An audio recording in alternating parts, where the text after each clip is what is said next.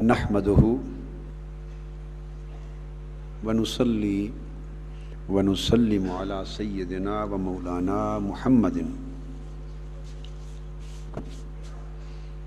رسولہ النبی الامین المکین الحنین الکریم الرؤوف الرحیم اما بعد بسم اللہ الرحمن الرحیم۔ مقام یقظہ میں، بیداری کے مقام میں پھر ایک ساتویں منزل آتی ہے، اور ساتویں منزل احوال کی ہے۔ اب یہاں ایک بات سمجھا دوں، چھٹی منزل کیفیات کی تھی،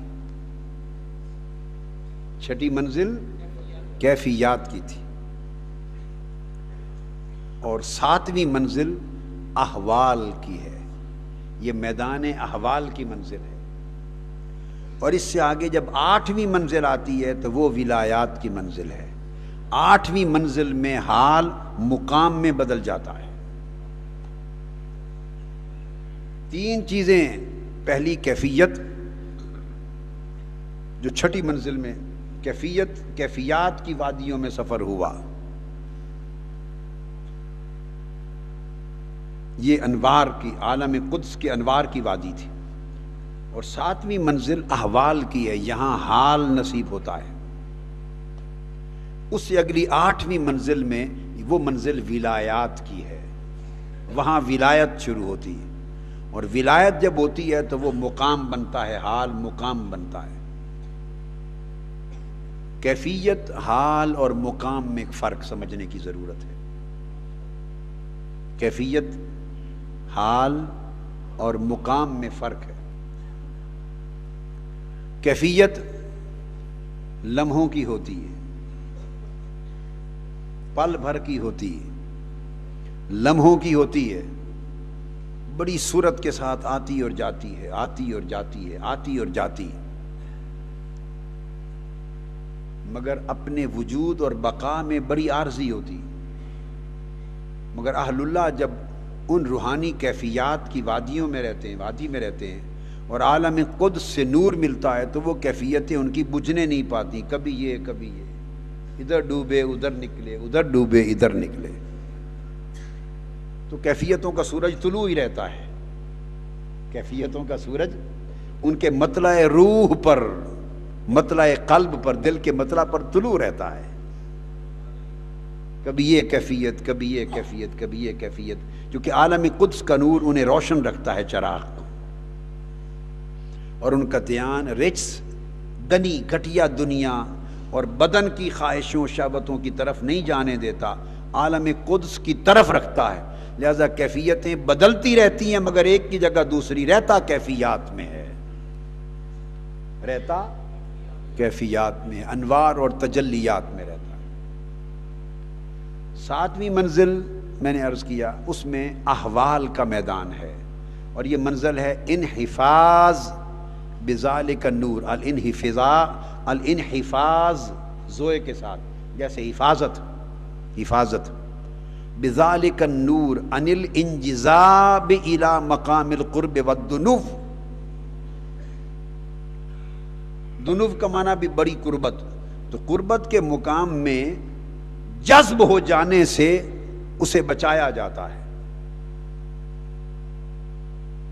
مقام قربت میں جذب ہو جانے سے اسے بچایا جاتا ہے۔ اس منزل پہ وہ کیفیت اپ گریڈ ہوتی ہے اور حال میں بدل جاتی ہے۔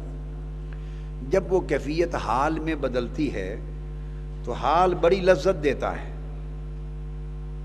حال بڑی لذت دیتا ہے، اور اس میں کھو جانے کو جی کرتا ہے، اس میں کھو جانے کو جی کرتا ہے۔ یہ بڑی لطیف بات ہے، اس مقام، اس منزل میں کھو جانے کو جی کرتا ہے، مگر اس مقام پر پہنچ کر اسے کھو جانے سے روکا، بچایا جاتا ہے۔ کھو گیا تو رہ گیا۔ یہ مقام بڑا نازک ہوتا ہے کہ ہے حال میں، مگر حال میں انجذاب سے اسے بچانا ہے۔ تو کیا ہوتا ہے؟ حال ایک تجلی ہوتی، حال ایک تجلی ہوتی، اور وہ تجلی جب وارد ہوتی ہے تو اس تجلی سے کیفیت پیدا ہوتی ہے جو قلب اور باطن پہ وارد ہوتی ہے، نہ حال پیدا ہوتا ہے۔ اس تجلی سے قلب اور باطن پہ ایک حال وارد ہوتا ہے، حالت وارد ہوتی ہے۔ آپ دیکھتے ہیں، اس کی اگر مثال سمجھنا چاہیں تو جگنوں کی مثال دیکھیں، کیفیات کی۔ جگنو آپ دیکھتے ہیں کہ رات کے اندھیرے میں اگر جگنو ہو، چمک رہا ہو، تو کیسے مسلسل چمکتا رہتا ہے؟ بولیے۔ جگنو سے جگمگ کا لفظ ہے، بس چمکا بجھ گیا، ایسے چمکا بجھ گیا، چمکا بجھ گیا، چمکا بجھ گیا، یہاں یہاں یہاں یہاں جا رہا ہے، تو چمکتا بجھتا ہے، تو اس کی روشنی آتی ہے جاتی ہے، آتی ہے جاتی ہے۔ یہ روشنی کا آنا جانا اسے کیفیت کہتے ہیں، اسے کیفیت کہتے ہیں۔ تو کئی کیفیت میں رہتے ہیں۔ تو جو تجلی آتی ہے عالم قدس سے، مالا اعلیٰ سے، تجلیات الہیہ، اعمال میں، طاعات میں جو تجلیات نصیب ہوتی ہیں، ان تجلیات سے قلب اور باطن پہ حال اور حالت وارد ہوتی۔ تو میں بتا رہا تھا کہ وہ کیفیت آتی ہے جاتی ہے، آتی ہے جاتی ہے، جگنو کے چمکنے کی طرح۔ اب یہ بات یاد رکھ لیں اصولی طور پہ کہ جس چیز کی کیفیت پیدا ہو جائے اس کا حال نصیب ہونا بھی ممکن ہوتا ہے۔ جس کی کیفیت جائز اور ثابت ہے اس کا حال بھی ممکن ہوگا، اس لیے کہ کیفیت کا ہونا اس بات کی دلیل ہے کہ حال بھی پاسبل ہے۔ حال اور کیفیت میں فرق یہ ہے کہ وہ تھوڑی سی پرپیچویٹ کر جائے، تھوڑی سی برقرار رہ جائے، حالت بن جائے۔ کیفیت تھی، آئی اور گئی، آئی اور گئی، اتر گئی، لرزہ ہوا اتر گیا، رونگٹے کھڑے ہوئے اتر گئے، یکلخت کیفیت ہوئی، آنکھیں چھلک پڑی، اللہ کی یاد آئی، گناہوں کی یاد آئی، توبہ کی کیفیت ہوئی، اللہ کی بات سنی، آخرت کی بات سنی، کانپ اٹھا۔ یہ جو کپ کپی آ گئی، رونگٹے کھڑے ہو گئے، ایک لرزہ سا طاری ہو گیا، آنکھیں ڈبڈبا گئیں، ان سے آنسو برس پڑے، یہ ساری کیفیتیں ہیں۔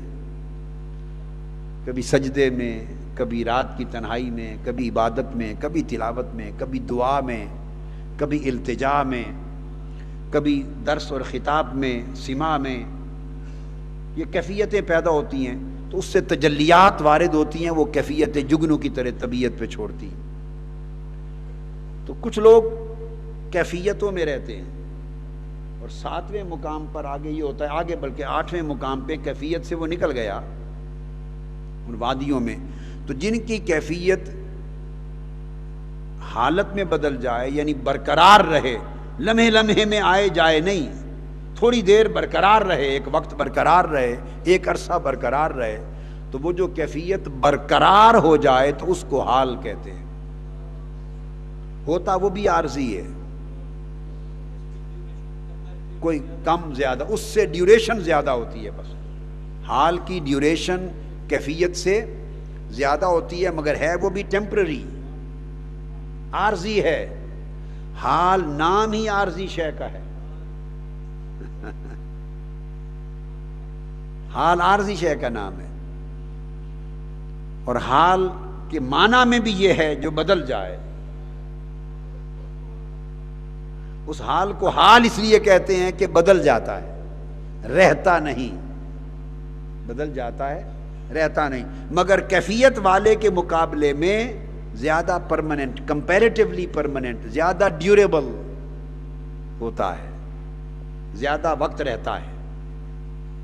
تو میں نے بتایا کہ اگر کسی چیز کی کیفیت، جو کیفیتیں عام مسلمان، گناہگار مسلمان بھی خاص راتوں میں، خاص لمحوں میں محسوس کرتا ہے، تو فرق یہ ہے، سمجھ لیں کہ عام مسلمان کو کبھی کبھی کیفیت تو نصیب ہو جاتی ہے، کسی نہ کسی لمحے کیفیت نصیب ہوتی ہے۔ تو عام مسلمان کو وہ کیفیت جو نصیب ہوتی ہے وہ اس بات کی ایک چنگاری ہے، علامت ہے کہ کہیں آگ بھی ہے۔ اگر چنگاری ہے تو پھر کہیں آگ بھی ہے، آگ ہے تو چنگاری ہے، آگ کے بغیر چنگاری کہاں سے آ گئی؟ فرق یہ ہے کہ اسے چنگاری ملی، اس کے دل میں آگ لگی ہے، اسے چنگاری ملی وہاں آگ لگی ہے۔ تو جہاں آگ لگی ہو وہ حال والے ہوتے ہیں، جہاں چنگاریاں آ رہی ہوں وہ کیفیت والے ہوتے ہیں۔ تو کئی وہ بھی ہوتے ہیں جہاں آگ لگی ہوتی ہے، ہاں آگ لگی ہوتی ہے۔ اور پنجابی میں ایک لفظ بولتے ہیں دکھنا، تھوڑی تھوڑی جلتی رہے اسے کہتے ہیں پنجابی میں کہ دکھ دی پئی ہے، آگ دکھ دی پئی ہے، تھوڑی تھوڑی جل رہی ہے اور دھواں اٹھ رہا ہے۔ تو کئیوں کی دکھتی ہے، تھوڑی تھوڑی چلتی ہے، اور کئیوں کی جلتی ہے، کئیوں کی خوب انگارے اٹھاتی ہے، اور کئیوں کا بھانبڑ بن جاتی ہے، بھانبڑ بن جاتی ہے۔ مگر یہ حال ہوتا ہے، سب حال کے درجے، مگر بدلتا رہتا ہے حال۔ تو میں نے عرض کیا اگر کیفیت مل سکتی ہے تو اس بات کی یہ دلیل ہے کہ کسی کو حال بھی میسر ہے۔ اب ان دو میں فرق ہے، تو کیفیت کے مقابلے میں حال ڈیوریبل تھا مگر وہ پرماننٹ نہیں تھا، اور یہی حال اگر پرماننٹ ہو جائے، آئے اور جائے نہیں، مستقل رہے، تو اسے مقام کہتے ہیں، اسے مقام کہتے ہیں۔ کہتے ہیں یہ اہل کیفیت، صاحب کیفیت ہے، فلاں کون ہے؟ کہتے ہیں صاحب کیفیت ہے۔ زبان والے بولی کا معنی سمجھ جاتے ہیں، یہ صاحب کیفیت ہے۔ کہتے ہیں یہ صاحب حال ہے، اس سے ایک درجہ اونچا ہے، اور اسے کہتے ہیں یہ صاحب مقام ہے۔ جو کسی بھی درجے میں مقام پا جائے وہ ولایت ہوتی ہے، جو حال پالے وہ ولایت کی راہ میں ہوتا ہے، وہ ولایت کی گلی میں ہوتا ہے، حال میں مست۔ اور جس کے مقام پا جائے وہ ولایت میں ہوتا ہے، مقام۔ تو اگر پرپیچویٹ، پرماننٹ ہو جائے، کانسٹنٹ ہو جائے، ایور لاسٹنگ ہو جائے تو وہ مقام ہے۔ تو جس کا حال ممکن ہے اس کا مقام بھی ممکن ہے۔ جو آتا ہے، رہتا ہے اور چلا جاتا ہے، تو اس کا مطلب ہے کچھ ایسے بھی ہیں جہاں بالکل رہتا ہے، ہر وقت رہتا ہے، بدلتا نہیں، وہ حال۔ اب حال حدیث پاک میں، مسلم شریف میں حدیث، ایک صحابی حضرت حنظلہ رضی اللہ تعالیٰ عنہ پریشان حال جا رہے ہیں گلی میں، اور کہتے جا رہے ہیں حنظلہ منافق ہو گیا، حنظلہ اب اتنی فکر تھی ان لوگوں کو، سوچو ہمیں بھی فکر ہے، اسی فکر کی آگ لگانے کے لیے جمع ہیں، اسی فکر کی آگ لگ جائے، چلو ہر ایک کو آگ نہیں لگتی تو چنگاری تو ہر ایک میں جل جائے۔ اور یہ ایک آدھ اعتکاف سے نہیں ہوتا کام، یہ سال کے بعد 10 دن تو کچھ بھی نہیں ہے،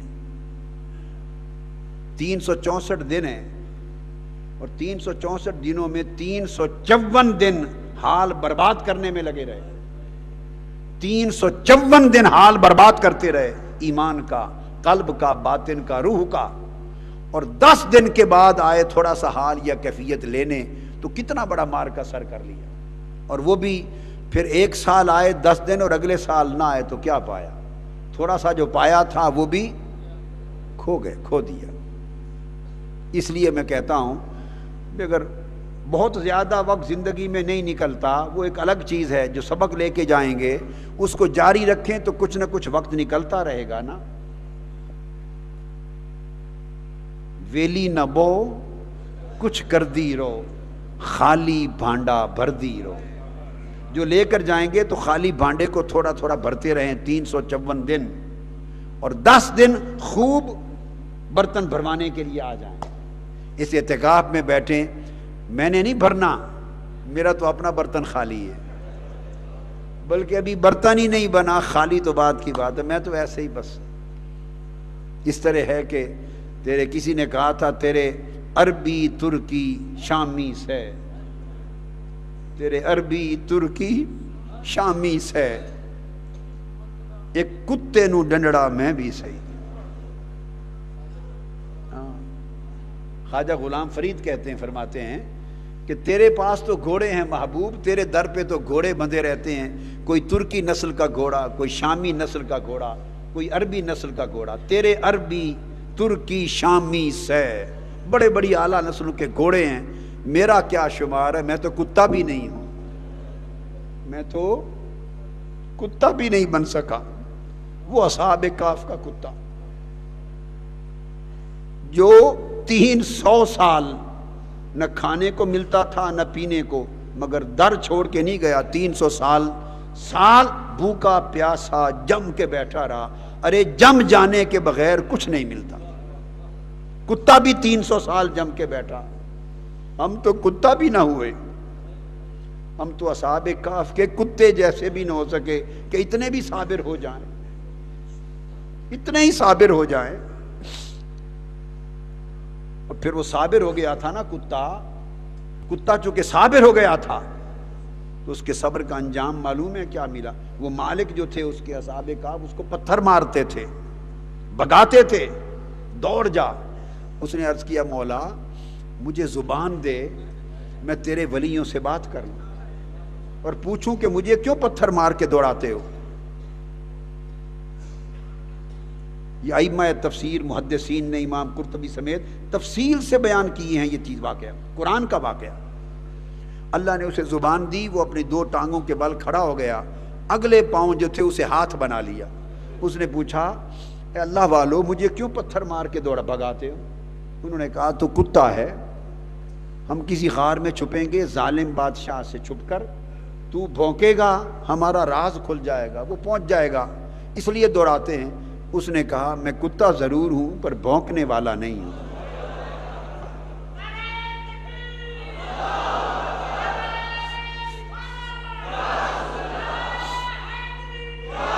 تو قرآن نے یہ سمجھایا کہ کتوں میں بھی فرق ہوتا ہے. ہم تو وہ فرق بھی نہ پیدا کر سکے اپنے اندر، ہم تو اپنے اندر وہ فرق بھی پیدا نہ کر سکے جو اصحاب کہف کے کتے نے پیدا کر لیا تھا. ہمارے تو نخرے بہت ہیں، باتیں بہت ہیں، 4 دن کے لیے ہم بیٹھتے ہیں کچھ بھی نہیں کر پاتے اور توقع بہت زیادہ کرتے ہیں. اس کتے سے سبق سیکھیں جسے پتھر مارے گئے اور وہ دوڑا نہیں. آپ کو ہمیں کوئی ایک پتھر مار دے رہیں گے یہاں؟ ایک پتھر مار دے، زبان کا پتھر کوئی بہ رہیں گے؟ کہیں گے اتنے بےزتی کروان واسطے آنے، ہائے ہائے اتنے بے عزت ہونے واسطے آنے. ہم تو ایک لمحے میں اکھڑ جاتے ہیں، اس لیے کہ نفس کی تربیت نہیں ہوئی نا. وہ زمین دوستو کبھی فصل نہیں اگاتی جس کے سینے کو پہلے ہل کے ساتھ چیرا نہ جائے. چیر چیر کے زمین کو بحال کر دیتے ہیں. کبھی دیکھا زمین کا چہرہ؟ ہل مار مار کے چلا چلا کے بحال کر دیتے ہیں، اس زمین کی سختی ختم کر دیتے ہیں، اس کا روب راب ختم، داب ختم کر دیتے ہیں، اس کی چمک دمک، اس کی سختی توڑ دیتے ہیں. ہل چلا چلا کے چیر دیتے ہیں، پھاڑ دیتے ہیں، مٹی مٹی قطاریں بن جاتی ہیں. جب مٹی کو اتنا کرتے ہیں تو تب بویا ہوا بیج کوئی فصل اگاتا ہے. ہم ہل چلائے بغیر بیج سے فصل اگاتے ہیں. یہ ریاضت اور مشقت حل ہے. ہم نے کتنا دل کی زمین پہ حل چلایا ہے. ہم تو اس کتے جیسے بھی نہ ہوئے جس نے اتنا صبر کر لیا. اور پھر امام قرطبی بیان کرتے ہیں اس کتے نے قسم کھائی، اس نے کہا، کتے کے لفظ بیان کیے ہیں، احادیث سے لیا ہے نا. امام قرطبی نے بیان کیا، کتے نے کہا واللہ انی احب الاولیاء والصالحین. یہ کتے کے لفظ ہیں، اصحاب کہف کے کتے کے، جس کا ذکر قرآن میں ہے. مجھے دوڑاؤ نہیں، خدا کی قسم میں اولیاء اللہ اور صالحین سے محبت کرنے والا ہوں. پھر آگے پھر کہا اچھا جو محبت کرنے والے ہو اور صابر ہو، پتھر کھا کھا کر بھی نہیں دوڑے، پتھر کھا کھا کے بھی نہیں دوڑے، آؤ تو تم اس قابل ہو کہ تمہیں دہلیز پر بٹھا لیتے ہیں. اس کو دہلیز پہ بٹھا لیا. پھر 309 سال بیٹھے رہے. پھر انہیں تو روحانی خوراک ملتی تھی اندر، اور وہ زندہ رہے تو اس کتے کو کون چھیچڑے ڈال جاتا تھا. وہ بھی 3 صدیاں کچھ کھائے بغیر زندہ بیٹھے رہے. ارے کوئی اس طرح صابر ہو جائے تو میاں محمد نے کہا نا کہ تیتھی کتے چنگے جو صابر دے اپنا مالک دے در بیٹھے رہندے صابر بھکھے ننگے. کیا کہا پہلا مصرع؟ جنہاں دلاں وچ عشق نہ رچیا، جنہاں دلاں وچ عشق نہ رچیا کتے انہاں تھوں چنگے. جنہاں دلاں وچ عشق نہ رچیا کتے انہاں تھوں چنگے، مالک دے در بیٹھے رہندے صابر بھکے ننگے. اس صبر کو پیدا کرنا ہے. تو پھر وہ جب بیٹھا رہا صابر بھوکا ننگا تو فیض ملا. تو قرآن مجید میں آتا ہے نقلبہم، ہم انہیں ہر 6 مہینے کے بعد، تفاسیر میں تفصیل آئی ہے، اللہ پاک ان کی کروٹ بدلتا تھا. تو غار میں لیٹے ہوئے ولیوں کی کروٹ اللہ بدلتا تھا، اور باہر بیٹھے ہوئے کتے کی بھی وہی دائیں بائیں کروٹ ساتھ بدل جاتی تھی. ان کی کروٹ تو خدا بدلتا تھا، کتے کی کون بدلتا تھا؟ ہائے ہائے، ان کی کروٹ خدا بدلتا تھا انہیں تکلیف نہ ہو جائے. اور اس کروٹ بدلنے کا جو فیض ہے ان کی کروٹ پھر اندر والے بدلتے تھے. اس فیض کا حصہ منتقل ہو جاتا ہے، فیض کا حصہ منتقل ہو جاتا ہے. وہ میں نے بتایا فیض ایسی شے ہی نہیں کہ ایک کے پاس ہی رہے.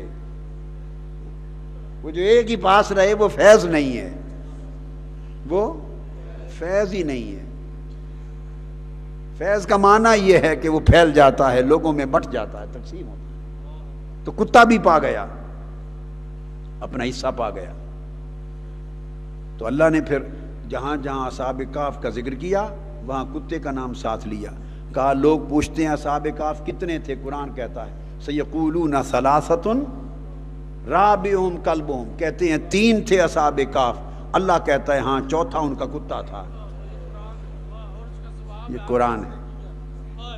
آپ کہتے ہیں، کچھ کہتے ہیں اصحاب کہف 5 تھے، اللہ فرماتا ہے چھٹا ان کا کتا تھا. خمسۃ سادسہم کلبہم، کچھ کہتے ہیں 7 تھے، سبعۃ وثامنہم کلبہم، اور 8واں ان کا کتا تھا. اب ایک آیت ہے اس میں اصحاب کہف کا عدد اور بار بار کتے کا ذکر ہے. اللہ کی عزت کی قسم اسی آیت کا ورد کریں، اس کا بھی اتنا ہی ثواب ہے جس کا کسی اور آیت کا ثواب ہے. اور بیان سارا کتے کا ہے، بیان سارا کتے کا ہے، مگر اجر اور ثواب اتنا ہے جتنا فرشتوں والی بیان کی آیتیں پڑھ لیں.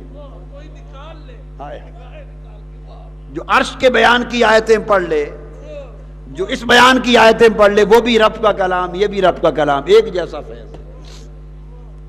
اور کبھی کسی نے کہا آپ کا کوئی کھانا کرے اور میزبان پوچھے بھئی کتنے لوگ آئے ہیں، تو آپ کہیں جی 5 ہم ہیں، چھٹا ہمارا کتا ہے، 7 ہم ہیں، 8واں ہمارا کتا ہے. وہ کس خیال سے دیکھے گا آپ کو؟ وہ کہے گا اس کا علاج کروانا چاہیے ان لوگوں کو. انہوں نے کہا میں نے تمہارا پوچھا ہے، تو کبھی یہ بھی ہوتا ہے بھئی 5 ہم ہیں، چھٹا ہمارا کتا ہے؟ یہ تو آپ نہیں بولتے اس طرح، وہ رب ہو کر بول رہا ہے. تو کوئی بات تو تھی نا اس کتے میں کہ رب نے جہاں اپنے یاروں کا، ولیوں کا، دوستوں کا ذکر کیا، ایک جگہ بھی کتے کا ذکر چھوڑا نہیں. وجہ کیا تھی؟ اس نے کہا کتے تو اتنا صابر وفادار ہو گیا، تو نے میرے ولیوں کو نہیں چھوڑا، پتھر کھا کے نہیں چھوڑا. اب اس کا صلہ یہ دوں گا کہ جہاں ان کا ذکر ہوگا میں بھی نہیں چھوڑوں گا، تجھے ساتھ رکھوں گا. حتیٰ کہ جب جنت میں جائیں گے اصحاب کہف تو کتا بھی ساتھ جائے گا. پوری جنت میں کوئی کتا نہیں ہوگا، ایک اصحاب کہف کا کتا. سبحان اللہ. تو میں بتا رہا تھا کہ یہ جب پختگی آ جاتی ہے، پختگی، تو ہم تو محنت نہیں کرتے کہ اس چیز کو جاگزیں کریں. کیفیتیں ملتی ہیں، ایک بار آئے کیفیت ملے گی، آپ کو مل رہی ہوگی، ملتی رہے گی، اٹھنے تک بڑی کیفیتیں ملیں گی. مگر کوئی کیفیت کو حال میں تو بدلنے والا ہو. اس کیفیت کو حال میں بدلیں. اور پھر حال کی رکھوالی کریں 11 مہینے، اور اس رکھوالی میں اس مہینے کا انتظار کریں، اور جب یہ وقت آئے تو مہینہ پہلے تیاری کریں کہ اب 10 دن پھر چلتے ہیں تاکہ حال کو رینیو کرائیں اور پھر اس کو بہتر کرائیں۔ تو وہ بات کر رہا تھا کہ حضرت حنظلہ رضی اللہ تعالیٰ عنہ، اس لیے کو سمجھ میں آتا ہے اعتکاف میں بیٹھنا۔ آئے ہیں، بہت لوگ آئے ہیں، مبارک ہو۔ میں نے کہا تھا الحمدللہ اپنے بھلے کے لیے آئے ہیں، زندگی ہم سب بنانے کے لیے، سنوارنے کے لیے آئے ہیں، اور جو کچھ تھوڑی زیادہ خیرات بارگاہ عزت سے الہی اللہ کی بارگاہ سے، اللہ کے حبیب کی بارگاہ سے ملے، اس کو برقرار رکھنے، بڑھاتے رہنے کی کوشش کرنا، اور زندگی میں عہد کر لیں کہ ہر سال مرتے دم تک آنا ہے، یہ اعتکاف نہیں چھوڑنا۔ بس خالی زبانی کلامی انشاءاللہ نہ رہے۔ کل آپ کو حدیث مسلسل بالمصافہ ہوگی، آقا کی بارگاہ سے مصافہ کا نعمت نصیب ہوگی، جس میں جنت کی بشارت اور شفاعت کا وعدہ ہے آقا علیہ السلام۔ کل اسی کے شکرانے میں عمر بھر کے لیے قسم کھا لیں کہ زندگی رہے، بیمار بھی ہوں، کچھ ہو جائے، بستر پہ بھی اٹھ کے چل کے آ جائیں گے، مگر اعتکاف عمر بھر نہیں چھوڑیں گے، ایک شخص بھی نہ چھوڑے۔ تیار ہیں؟ بھئی کچی بات نہ کرنا، اگر تیار ہیں تو ہاتھ کھڑا کریں، بتائیں۔ اعتکاف نہیں چھوڑیں گے، عمر بھر قائم رہیں گے۔ باہر والے کیا کہتے ہیں جی؟ ایک شخص بھی نہ۔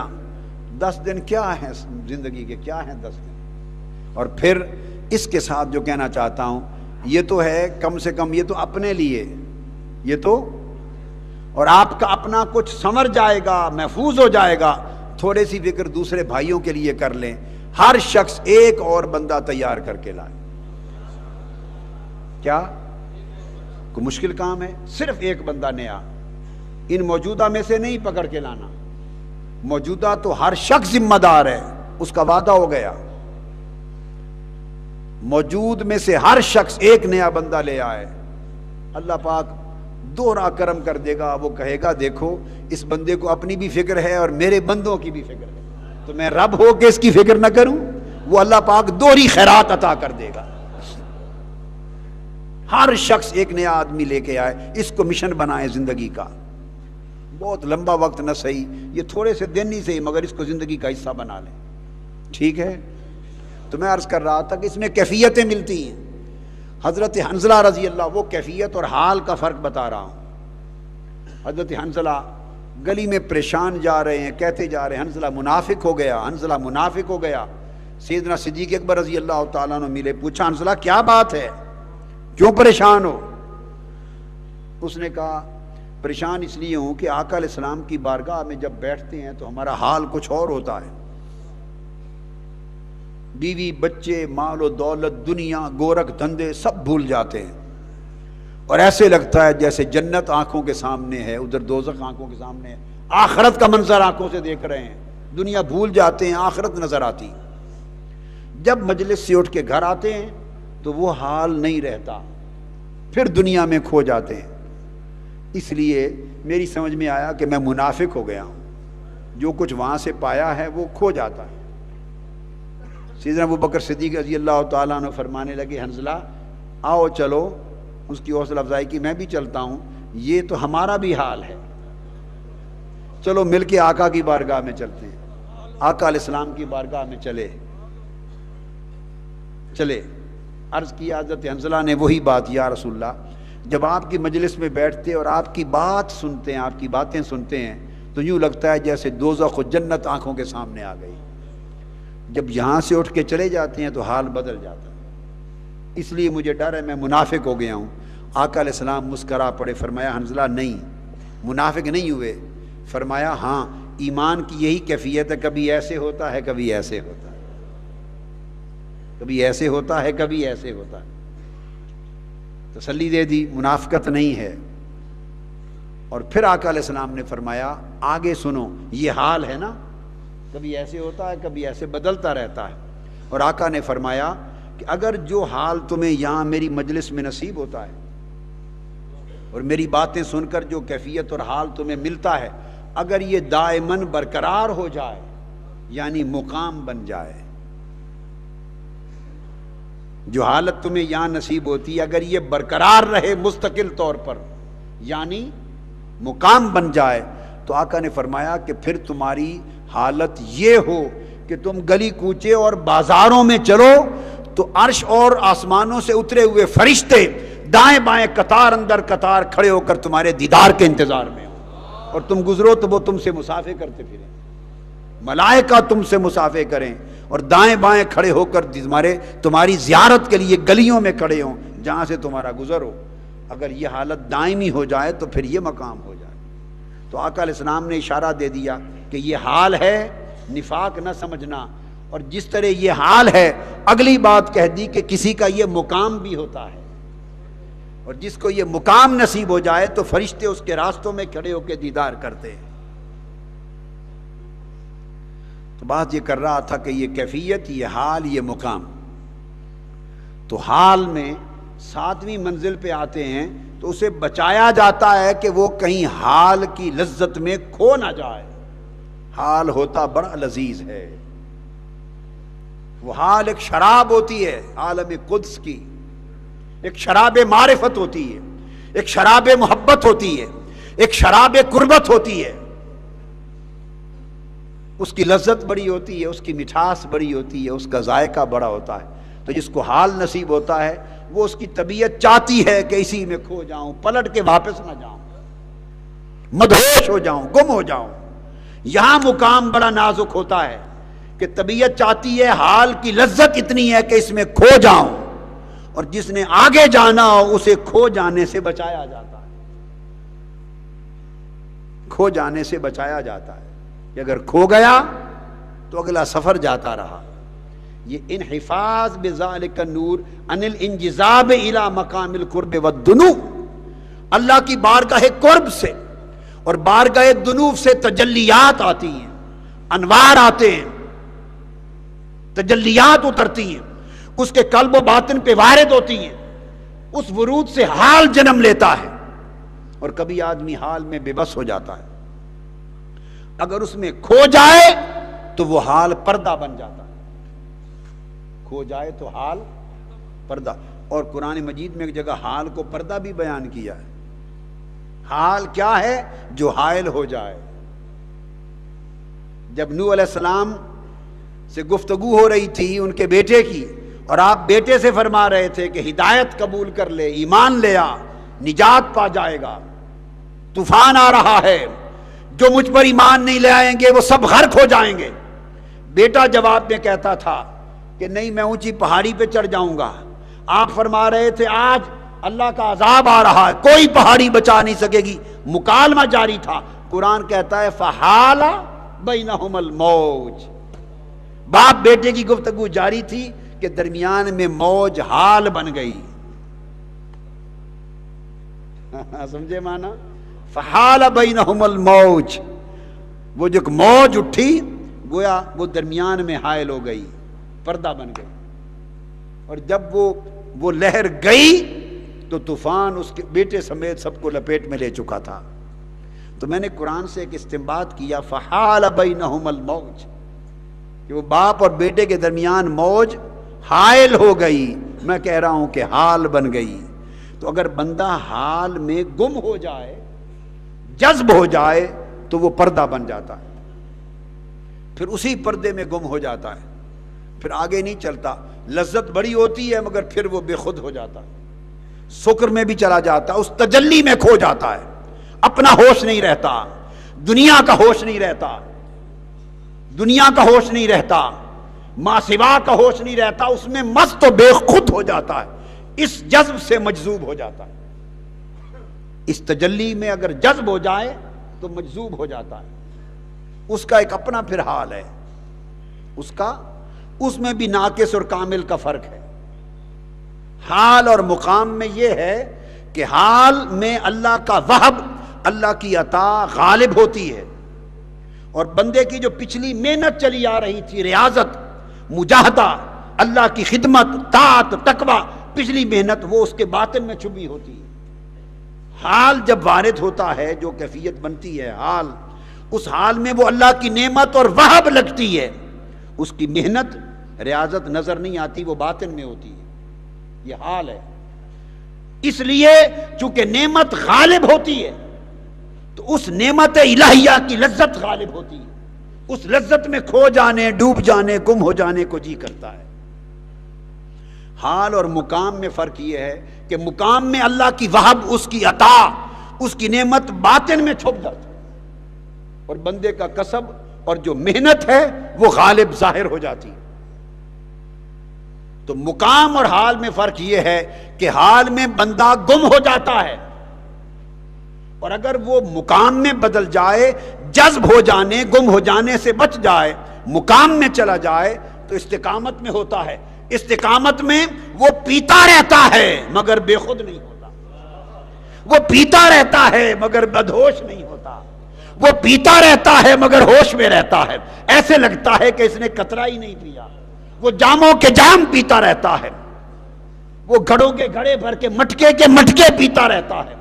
کئی لوگ دریا کے دریا پی جاتے ہیں، اور حضور بابا فرید نے فرمایا، کئی آہ بھر کے فرمایا، کئی 7 سمندر جتنا پی جاتے ہیں، اور ہوش میں ایسے رہتے ہیں کسی کو خبر نہیں ہونے دیتے کہ ایک جام بھی پیا، پیالہ بھی پیا ہے یا نہیں ہے؟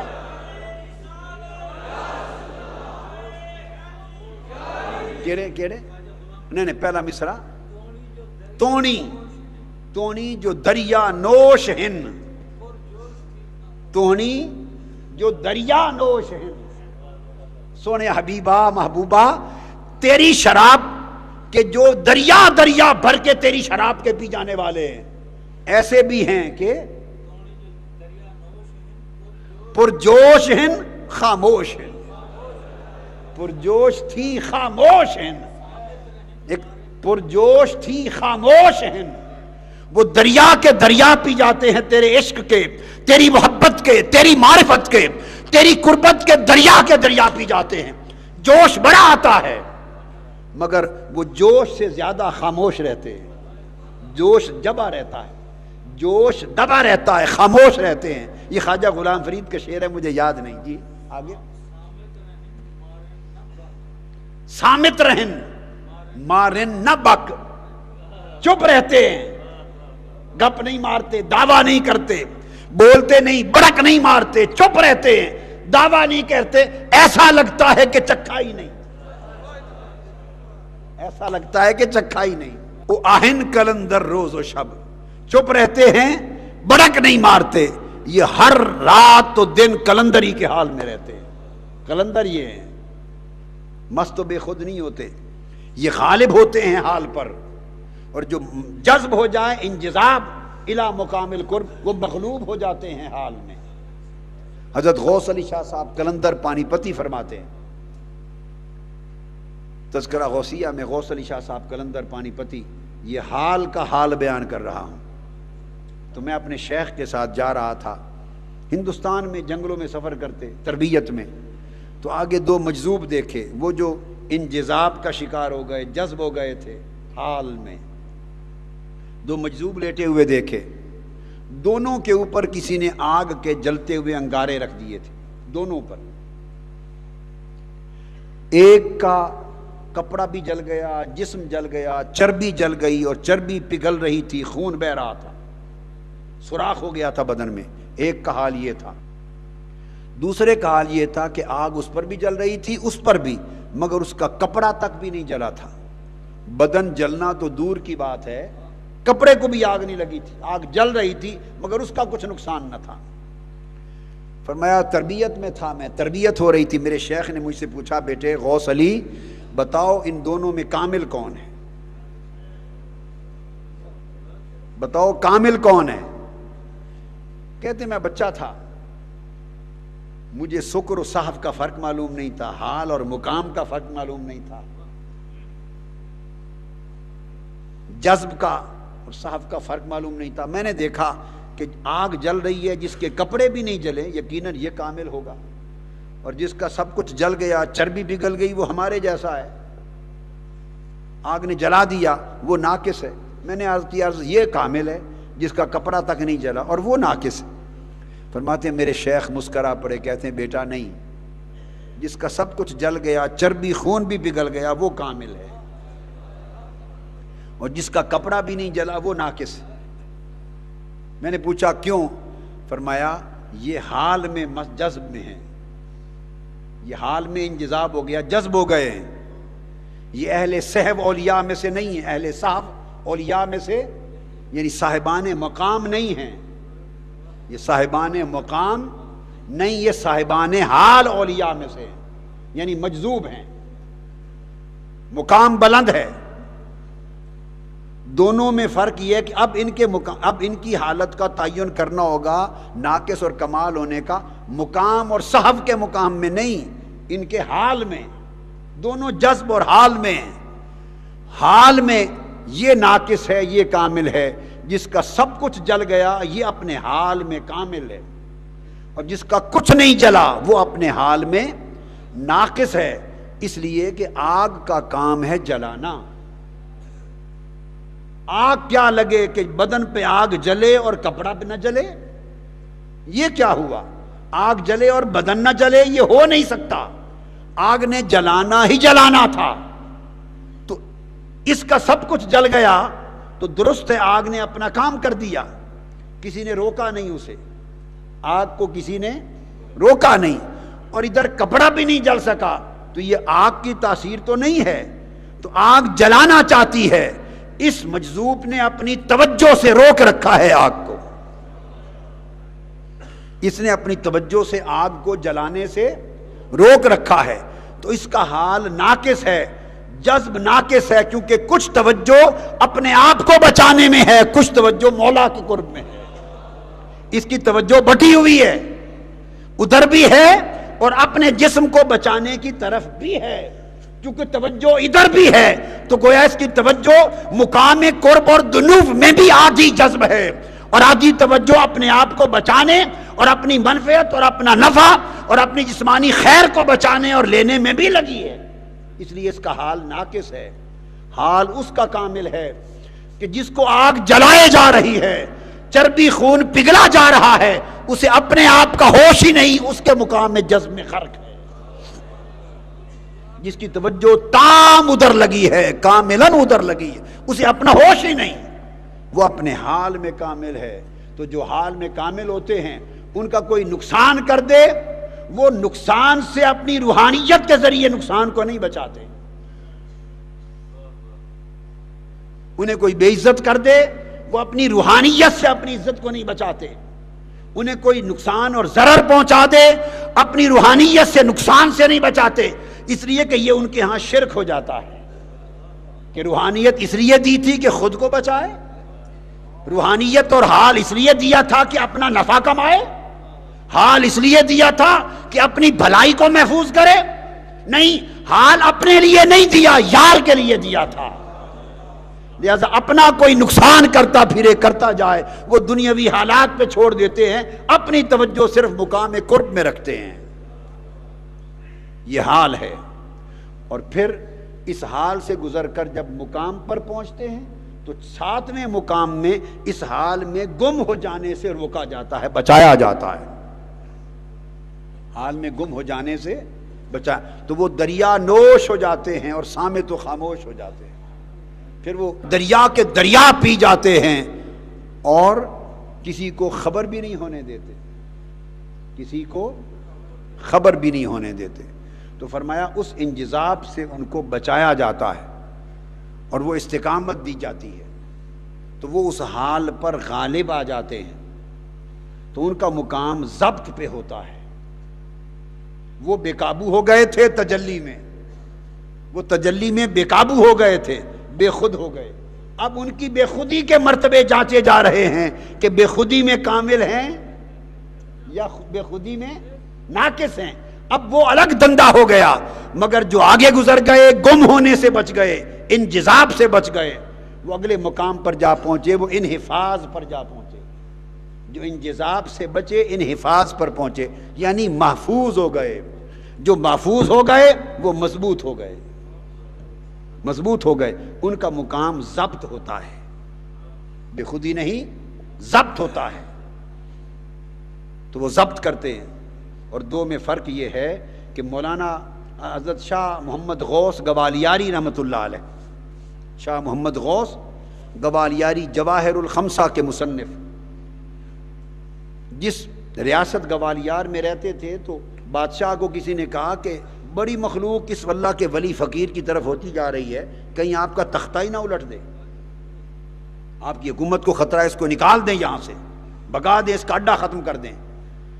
اس ہندو بادشاہ کی سمجھ میں آئی، اسے اپنی فوج بھیجی اور کہا کہ راتوں رات اس کو یہاں سے ملک بدر کر دو، نکال دو، اتنا دور جا کے چھوڑو کہ راجدھانی کی حدیں ختم ہو جائیں۔ وہ دوڑے، ان کو نکال دیا، آپ کے لوگوں نے بستر بوریا اٹھایا، آپ کے خاندان نے اٹھایا، گھوڑوں پر بیٹھے، اور ہندو فوج کے سپاہیوں نے انہیں لے کر بے وطن کر دیا۔ جب رات کے اندھیرے میں باہر پہنچے، جنگل سے باہر دور، انہوں نے دیکھا کہ اب یہ مڑ کے نہیں آ سکتے، تو ہندو چور تھے، ڈاکو تھے، مسلمان نہیں تھے، حیا نہیں تھا، انہوں نے کہا مڑ کے جا ہی رہے ہیں تو چلو لوٹ بھی لو، جاتے جاتے ہم واپس تو جا رہے ہیں، لوٹ لو، بادشاہ پہلے ہی ناراض ہے ان پر، تو لوٹ لو تو ہماری تو سزا ہی نہیں ہوگی۔ تو انہوں نے جاتے ہوئے اس نے عام دے دیا، جس کے ہاتھ میں جو آئے لوٹ رہے، تو ہر ایک نے ہر سواری کو لوٹا۔ ایک ڈاکو شاہ محمد غوث گوالیاری کے گھوڑے کی طرف آیا، مختلف گھوڑوں کی طرف لپک گئے نا، ایک ادھر آیا، ان کے پیچھے ان کی نواسی بیٹی بڑی پیاری تھی، آپ نے اس نواسی بیٹی کو اپنے ساتھ بٹھا لیا، 9 سال عمر تھی، کانوں میں اس کی بالیاں تھیں، چھوٹی چھوٹی بالیاں تھیں سونے کی، اس کو ساتھ بٹھا رکھا تھا۔ اس ڈاکو نے اس کے کانوں پر ہاتھ ڈالا اور دونوں کانوں سے چیر کے بالیاں کھینچ لی، خون کی ایک لہر سی، چھوٹی سی خون بہ نکلا، اور بچی کی چیخ نکلی، تڑپ کے نیچے گر گئی۔ جب اپنے لخت جگر کو تڑپتے دیکھا اور خون میں نہاتے دیکھا تو ضبط سے نکل گئے، وہاں سے نکالے گئے، جوش میں نہیں آئے، خاموش رہے، ملک بدر کیے گئے، جوش میں نہیں آئے، خاموش رہے، دور جا کے چھوڑے گئے، جوش میں نہیں آئے، خاموش رہے، بدلہ نہیں لیا، روحانیت کو، ولایت کو استعمال میں نہیں لائے۔ جب لخت جگر تڑپی اور خون میں بہ گئی تو اس وقت بے قابو ہو گئے۔ وہ جو ضبط تھا اس کا دامن ہاتھ سے چلا گیا، ہاتھ میں چھڑی تھی چھانٹے کی طرح جس سے گھوڑا چلا رہے تھے، اس چھڑی کو لہرایا، 500 سپاہی تھے ہندو، 500 کی گردنیں اڑ گئی۔ یعنی ولایت میں یہ مقام، تصرف یہ مقام، مگر اٹھا کے بستر بوریا پھینک دیا، جوش میں نہیں آئے، چپ کر کے برداشت کیے جا رہے ہیں۔ مگر ایک لمحہ آیا جب لخت جگر تڑپی تو وہ ایک مقام آیا کہ پھر وہ ہوش اور ضبط توڑ بیٹھے، جو ہوش اور ضبط۔ تو میں ختم کر رہا ہوں بات، مثال سمجھانے کے لیے دی کہ یہ وہ مقام تھا کہ ضبط میں وہ کمال نہ تھا کہ لخت جگر تڑپا تو ضبط ٹوٹ گیا، اور ایک وہ مقام تھا سید الشہداء امام حسین کا کہ سیدنا علی اصغر ہاتھ میں شہید کر دیے، سیدہ سکینہ تڑپتی رہ گئی، سید علی اصغر ہاتھ میں شہید ہو گئے، جوان بیٹا علی اکبر لاشا اٹھا کے لے آئے، ایک ایک کر کے خانوادہ قربان کر دیا، اور مقام یہ تھا اگر پاؤں زمین پر مارتے میدان کربلا میں 1000 چشمے کھڑے ہو جاتے، اگر آسمان کی طرف اشارہ کرتے دنیا کے بادل آ کے بارش برسا دیتے، ایک ہاتھ لہرا دیتے غضبناک ہو کر یزیدی فوج کے ہر سپاہی کی گردن اڑ جاتی، مگر لاشیں اٹھاتے رہے، مگر ہوش میں رہے، جوش نہیں آیا، ضبط میں رہے، ضبط نہیں توڑا۔ یہ پروردہ گود مصطفیٰ تھے، یہ پروردہ گود فاطمۃ الزہرا تھے، ضبط اتنا بلند تھا کہ فرشتے بھی رش کریں۔ تو یہ فرق ہوتا ہے، یہ سب ولایت کے مقام ہیں، لوگوں کو سمجھ ہی نہیں مضمون کی۔ جیسے کوئی کیمسٹری نہ جانے تو ایسے اوت پٹانگ مارے، فزکس کے اصول نہ جانے تو ایسے اوت پٹانگ باتیں کرتا پھرے، ڈاکٹر نہیں ہے میڈیکل اصول نہ جانے تو ایسے ہی علاج معالجے کی گپیں مارتا پھرے۔ اس طرح یہ بھی ایک بات ہے، میدان ہے، فن ہے، جو اس ولایت کی گلی میں ہی نہ گزرا ہو اور فقر کی اور رضا اور تفویض اور ضبط اور حال سے بھی واقف نہ ہو، تو وہ پھر یہی کہتے ہیں دیکھو جی اگر ان کے پاس روحانی طاقت ہوتی تو بچوں کو بچا لیتے۔ نادان آدمی، تمہیں خبر ہی نہیں کہ یہ حال کیا ہے۔ ان کے پاس اتنا روحانی تصرف ہوتا، روحانی طاقت ہوتی تو پھر پیاسے کیوں مرتے؟ پھر وہ دریائے فرات کو اشارہ کر کے تو چشمے چلا لیتے۔ ان کے ہاتھ میں طاقت ہوتی تو پھر یزیدیوں کو مار دیتے۔ یہ سب نادان، ان کو پتہ ہی نہیں کہ یہ ایسا کر دیتے تو مقام گر جاتا۔ یہ امتحان مقام والوں کا امتحان ہوتا ہے کہ اتنے بلند مقام پہ بٹھایا ہے حسین، تو تمہارا حال کیا ہے؟ اس کیفیت سے گزارتے ہیں تمہیں، جوش میں آتے ہو یا خاموش رہتے ہو؟ ہائے ہائے ہائے، پرجوش تھیں خاموش ہیں، جوش میں نہیں آتے، خاموش رہتے ہیں۔ یہ مقام انجذاب سے گزرتے انحفاظ پہ چلے جاتے ہیں۔ استقامت پیدا کریں، استقامت پیدا کریں۔ اللہ آپ کو کیفیات بھی دے، حال بھی دے، مقام بھی دے، اور آپ کی نیکیوں کے صدقے اور آپ کے پاؤں کی جب آپ بیٹھتے چلتے ہیں تو آپ کے پاؤں اور جوتوں سے اٹھنے والی گرد اور دھول کے صدقے اللہ مجھے بھی معاف کر دے، دوزخ سے بچا دے۔ بس آپ کو اللہ بلند رتبے دے، درجے دے، اور آپ کے جوتوں سے اٹھنے والی گرد کے صدقے اللہ مجھے معاف کر دے۔ بس میں تو آپ کی نوکری کرتا ہوں، میں اعتکاف تو کوئی نہیں بیٹھتا، میرا کیا اعتکاف؟ اعتکاف آپ بیٹھتے ہیں، میں آپ کی نوکری کے لیے آتا ہوں، آپ کی نوکری کے لیے آتا ہوں، اور آپ کی نوکری کسی کے منہ کی وجہ سے کرتا ہوں، کسی کی خاطر کرتا ہوں۔ آپ کی نوکری کرتا ہوں اس لیے کہ کوئی خوش ہو جائے گا، کوئی خوش ہو جائے، اور خوش ہو کے کسی ایک دن اتنا کہہ دے وہ ساڑے کتیا خوش ہیں تیرے ہوتے چنگا نوکری، میری امت دی نوکری کی تھی، خوش ہیں تیرے، بس اس دن کی انتظار میں۔ وہ خواجہ غلام فرید صاحب نے کہا تھا، تتی تھی جوگن چودھار پھراں، ہند سندھ پنجاب تے مار پھراں، ہند سندھ پنجاب تے مار پھراں، سنج بر تے شہر بازار پھراں، متاں یار ملم کہیں سانگ سبب۔ شاید کسی وقت مالک خوش ہو جائیں اور کہہ دیں کتیا چنگی نوکری کی تھی ساری امت دی، تیرے تے خوش ہیں، بس ہمارا کام ہو جائے گا۔ اس لیے جم کے بیٹھا کریں، صبر کیا کریں، خاموش رہا کریں۔ کیا؟ خاموش رہا کریں، اور اللہ کی بارگاہ کے خزانے سے کچھ لیں، خیرات لیں۔ خاموش رہیں تو خیرات ملے گی، اور صبر کریں، بولے نہیں، دنیا داری نہ کریں، ایک دوسرے سے کلام نہ کریں، بے صبر نہ ہوں، غفلت نہ کریں، لیٹے نہیں۔ میں نے کہا موبائل فون بند رکھا کریں، رابطہ ایک ہی جگہ رکھیں، باقی رابطے کاٹ دیں۔ ایک ہی جگہ رابطہ رکھیں 10 دن، تاکہ اس رابطے کے صلے میں کچھ نصیب ہو جائے جھولی میں خیرات کی شکل میں۔ اللہ تبارک و تعالی ہمارے حال پہ کرم فرمائے۔ وما علینا الا البلاغ۔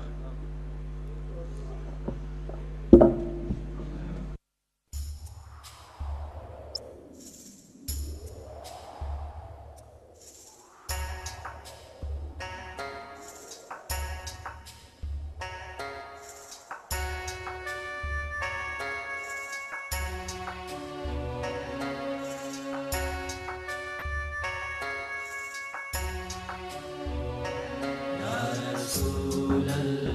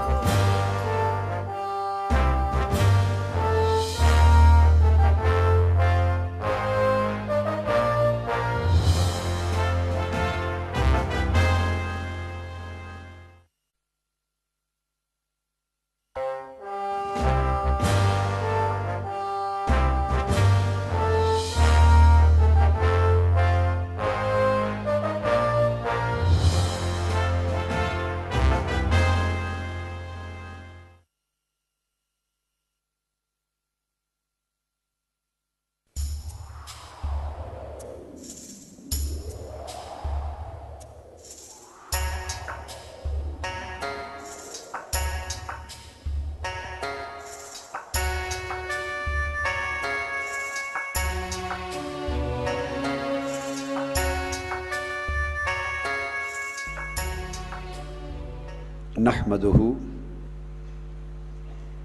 वनुसल्ली वनुसल्लिमु अला सय्यदिना व मौलाना मुहम्मदिन रसूलिहिन नबिय्यिल अमीनिल मकीनिल हनीनिल करीमिर रऊफिर रहीम। अम्मा बाद, बिस्मिल्लाहिर रहमानिर रहीम। मुकाम यकज़ा में, बेदारी के मुकाम में फिर एक सातवीं मंजिल आती है, और सातवीं मंजिल अहवाल की है। अब यहां एक बात समझा दूं, छठी मंजिल कैफियात की थी, छठी मंजिल कैफियात की थी, और सातवीं मंजिल अहवाल की है। ये मैदान अहवाल की मंजिल है। और इससे आगे जब आठवीं मंजिल आती है तो वो विलायात की मंजिल है। आठवीं मंजिल में हाल मुकाम में बदल जाता है। तीन चीजें, पहली कैफियत, जो छठी मंजिल में कैफियात की वादियों में सफर हुआ, ये अनवार की, आलम कुद्स के अनवार की वादी थी। और सातवीं मंजिल अहवाल की है, यहां हाल नसीब होता है। उससे अगली आठवीं मंजिल में वो मंजिल विलायात की है, वहां विलायत शुरू होती है। और विलायत जब होती है तो वो मुकाम बनता है, हाल मुकाम बनता है। कैफियत, हाल और मुकाम में एक फर्क समझने की जरूरत है। कैफियत, हाल और मुकाम में फर्क है। कैफियत लम्हों की होती है, पल भर की होती है, लम्हों की होती है, बड़ी सूरत के साथ आती और जाती है, आती और जाती है, आती और जाती। मगर अपने वजूद और बका में बड़ी आर्जी होती। मगर अहलुल्लाह जब उन रूहानी कैफियात की वादियों में रहते हैं, वादी में रहते हैं, और आलम कुद्स से नूर मिलता है, तो वो कैफियतें उनकी बुझने नहीं पाती। कभी ये कभी ये, इधर डूबे उधर निकले, उधर डूबे इधर निकले। तो कैफियतों का सूरज तुलू ही रहता है। कैफियतों का सूरज उनके मतला रूह पर, मतला कल्ब पर, दिल के मतला पर तुलू रहता है। कभी ये कैफियत, कभी ये कैफियत, कभी ये कैफियत, क्योंकि आलम कुद्स का नूर उन्हें रोशन रखता है, चिराग को। और उनका ध्यान रिज्स, दनी घटिया दुनिया और बदन की ख्वाहिशों शहवतों की तरफ नहीं जाने देता, आलम कुद्स की तरफ रखता है। लिहाजा कैफियतें बदलती रहती हैं, मगर एक की जगह दूसरी रहता कैफियात में है, रहता कैफियात में, अनवार और तजल्लियात में रहता है। सातवीं मंजिल मैंने अर्ज किया, उसमें अहवाल का मैदान है। और ये मंजिल है इनहिफाज बिज़ालिका नूर, अल इनहिफाज जोए के साथ, जैसे हिफाजत, हिफाजत, बिज़ालिका नूर अनिल इंजिज़ाब इला मकामिल कुर्ब वद्दुनुव। दुनुव का माना भी बड़ी कुर्बत। तो कुर्बत के मुकाम में जज्ब हो जाने से उसे बचाया जाता है। मुकाम कुर्बत में जज्ब हो जाने से उसे बचाया जाता है। इस मंजिल पे वो कैफियत अपग्रेड होती है और हाल में बदल जाती है। जब वो कैफियत हाल में बदलती है तो हाल बड़ी लज्जत देता है, हाल बड़ी लज्जत देता है, और उसमें खो जाने को जी करता है। उसमें खो जाने को जी करता है। ये बड़ी लतीफ बात है। इस मकाम, इस मंजिल में खो जाने को जी करता है, मगर इस मुकाम पर पहुंचकर उसे खो जाने से रोका, बचाया जाता है। खो गया तो रह गया। ये मुकाम बड़ा नाजुक होता है कि है हाल में, मगर हाल में इंजिजाब से उसे बचाना है। تو کیا ہوتا ہے؟ حال ایک تجلی ہوتی، حال ایک تجلی ہوتی، اور وہ تجلی جب وارد ہوتی ہے تو اس تجلی سے کیفیت پیدا ہوتی ہے جو قلب اور باطن پہ وارد ہوتی ہے، نہ حال پیدا ہوتا ہے۔ اس تجلی سے قلب اور باطن پہ ایک حال وارد ہوتا ہے، حالت وارد ہوتی ہے۔ آپ دیکھتے ہیں، اس کی اگر مثال سمجھنا چاہیں تو جگنوں کی مثال دیکھیں، کیفیات کی۔ جگنو آپ دیکھتے ہیں کہ رات کے اندھیرے میں اگر جگنو ہو، چمک رہا ہو، تو کیسے مسلسل چمکتا رہتا ہے؟ بولیے۔ جگنو سے جگمگ کا لفظ ہے، بس چمکا بجھ گیا، ایسے چمکا بجھ گیا، چمکا بجھ گیا، چمکا بجھ گیا، یہاں یہاں یہاں یہاں جا رہا ہے، تو چمکتا بجھتا ہے، تو اس کی روشنی آتی ہے جاتی ہے، آتی ہے جاتی ہے۔ یہ روشنی کا آنا جانا اسے کیفیت کہتے ہیں، اسے کیفیت کہتے ہیں۔ تو کئی کیفیت میں رہتے ہیں۔ تو جو تجلی آتی ہے عالم قدس سے، مالا اعلیٰ سے، تجلیات الہیہ، اعمال میں طاعات میں جو تجلیات نصیب ہوتی ہیں، ان تجلیات سے قلب اور باطن پہ حال اور حالت وارد ہوتی۔ تو میں بتا رہا تھا کہ وہ کیفیت آتی ہے جاتی ہے، آتی ہے جاتی ہے، جگنوں کے چمکنے کی طرح۔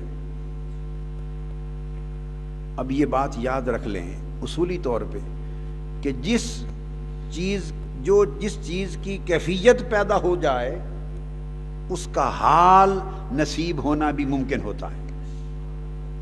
جس کی کیفیت جائز اور ثابت ہے اس کا حال بھی ممکن ہوگا، اس لیے کہ کیفیت کا ہونا اس بات کی دلیل ہے کہ حال بھی پاسبل ہے۔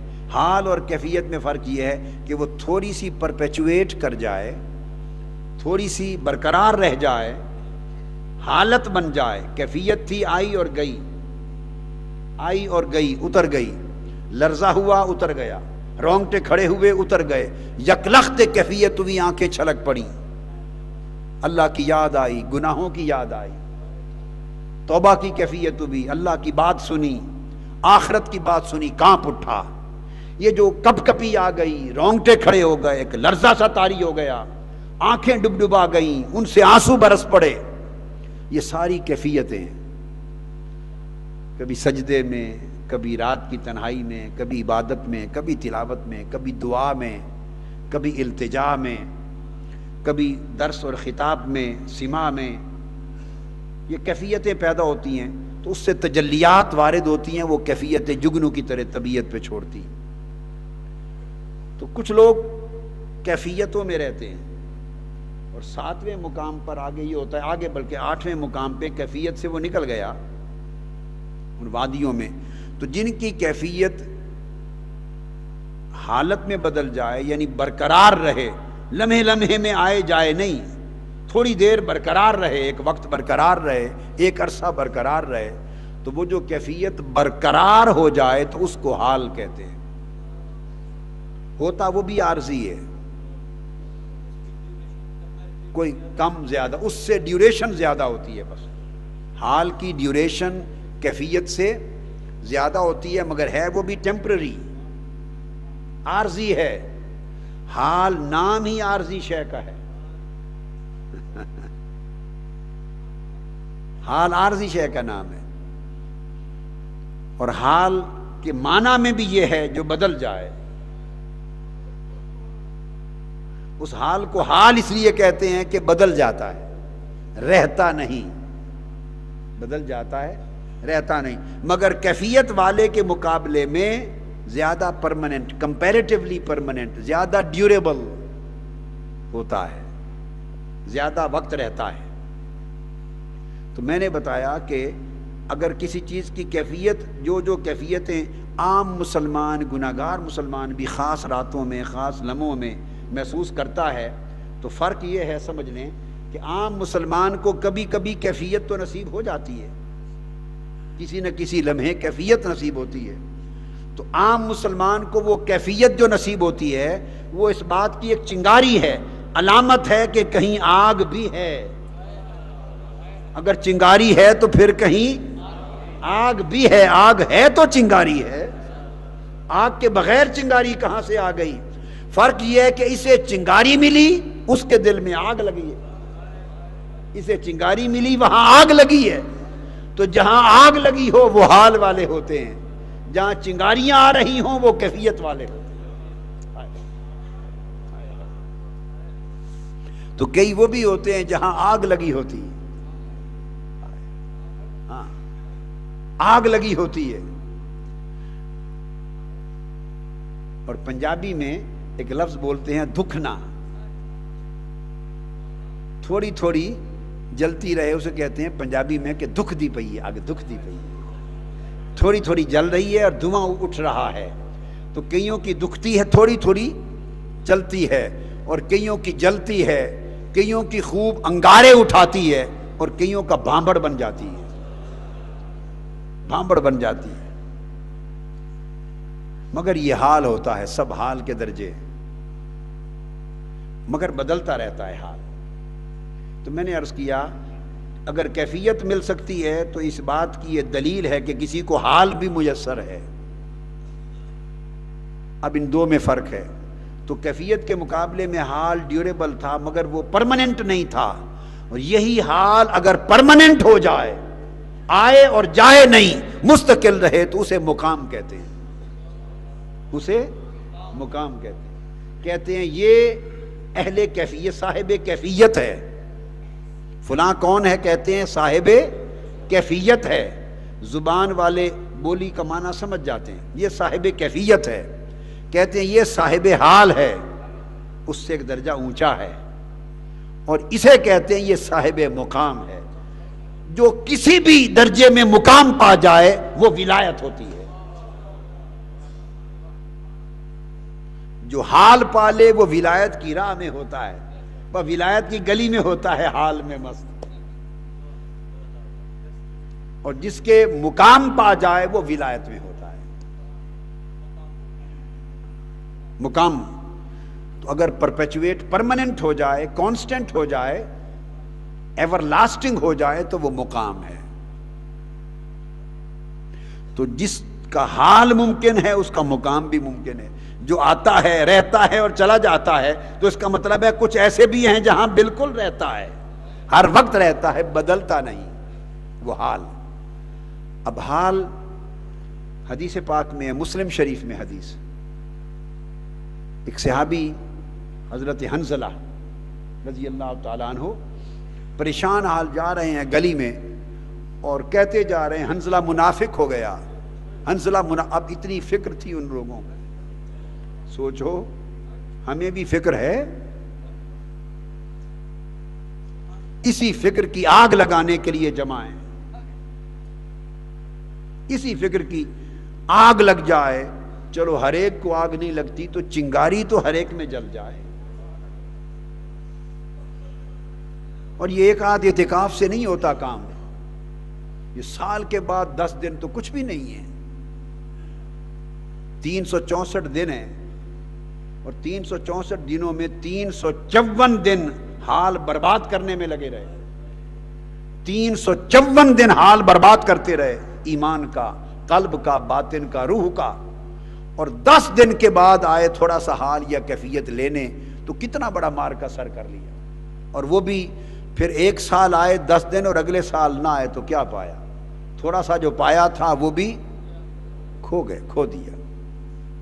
اس لیے میں کہتا ہوں اگر بہت زیادہ وقت زندگی میں نہیں نکلتا، وہ ایک الگ چیز ہے، جو سبق لے کے جائیں گے اس کو جاری رکھیں تو کچھ نہ کچھ وقت نکلتا رہے گا نا۔ ویلی نہ بو کچھ کر دی رو، خالی بھانڈا بھر دی رو۔ جو لے کر جائیں گے تو خالی بھانڈے کو تھوڑا تھوڑا بھرتے رہیں، 354 دن، اور 10 دن خوب برتن بھروانے کے لیے آ جائیں۔ اس اعتکاف میں بیٹھیں، میں نے نہیں بھرنا، میرا تو اپنا برتن خالی ہے، بلکہ ابھی برتن ہی نہیں بنا، خالی تو بات کی بات ہے، میں تو ایسے ہی بس اس طرح ہے کہ تیرے کسی نے کہا تھا تیرے عربی ترکی شامی سے، تیرے عربی ترکی شامی سے، ایک کتے نو ڈنڈڑا میں بھی صحیح. خواجہ غلام فرید کہتے ہیں، فرماتے ہیں کہ تیرے پاس تو گھوڑے ہیں محبوب، تیرے در پہ تو گھوڑے بندھے رہتے ہیں، کوئی ترکی نسل کا گھوڑا، کوئی شامی نسل کا گھوڑا، کوئی عربی نسل کا گھوڑا. تیرے عربی، ترکی، شامی سے بڑے بڑی اعلیٰ نسلوں کے گھوڑے ہیں، میرا کیا شمار ہے؟ میں تو کتا بھی نہیں ہوں، میں تو کتا بھی نہیں بن سکا. وہ اصحاب کہف کا کتا جو 300 سال نہ کھانے کو ملتا تھا نہ پینے کو، مگر در چھوڑ کے نہیں گیا. 300 سال بھوکا پیاسا جم کے بیٹھا رہا. ارے جم جانے کے بغیر کچھ نہیں ملتا. کتا بھی 300 سال جم کے بیٹھا. ہم تو کتا بھی نہ ہوئے، ہم تو اصحاب کہف کے کتے جیسے بھی نہ ہو سکے کہ اتنے بھی صابر ہو جائیں، اتنے ہی صابر ہو جائیں. اور پھر وہ صابر ہو گیا تھا نا کتا چونکہ صابر ہو گیا تھا تو اس کے صبر کا انجام معلوم ہے کیا ملا؟ وہ مالک جو تھے اس کے اصحاب کہف اس کو پتھر مارتے تھے، بھگاتے تھے، دوڑ جا.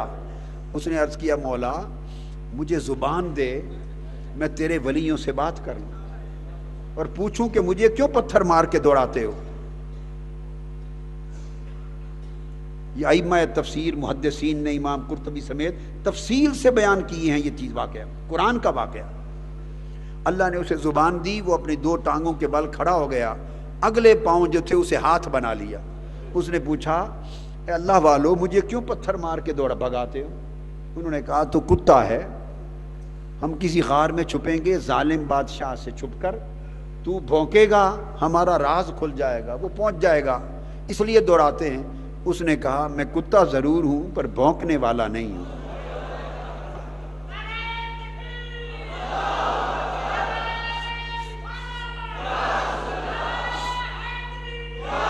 تو قرآن نے یہ سمجھایا کہ کتوں میں بھی فرق ہوتا ہے. ہم تو وہ فرق بھی نہ پیدا کر سکے اپنے اندر، ہم تو اپنے اندر وہ فرق بھی پیدا نہ کر سکے جو اصحاب کہف کے کتے نے پیدا کر لیا تھا. ہمارے تو نخرے بہت ہیں، باتیں بہت ہیں، 4 دن کے لیے ہم بیٹھتے ہیں کچھ بھی نہیں کر پاتے اور توقع بہت زیادہ کرتے ہیں. اس کتے سے سبق سیکھیں جسے پتھر مارے گئے اور وہ دوڑا نہیں. آپ کو ہمیں کوئی ایک پتھر مار دے رہیں گے یہاں؟ ایک پتھر مار دے، زبان کا پتھر کوئی بہ رہیں گے؟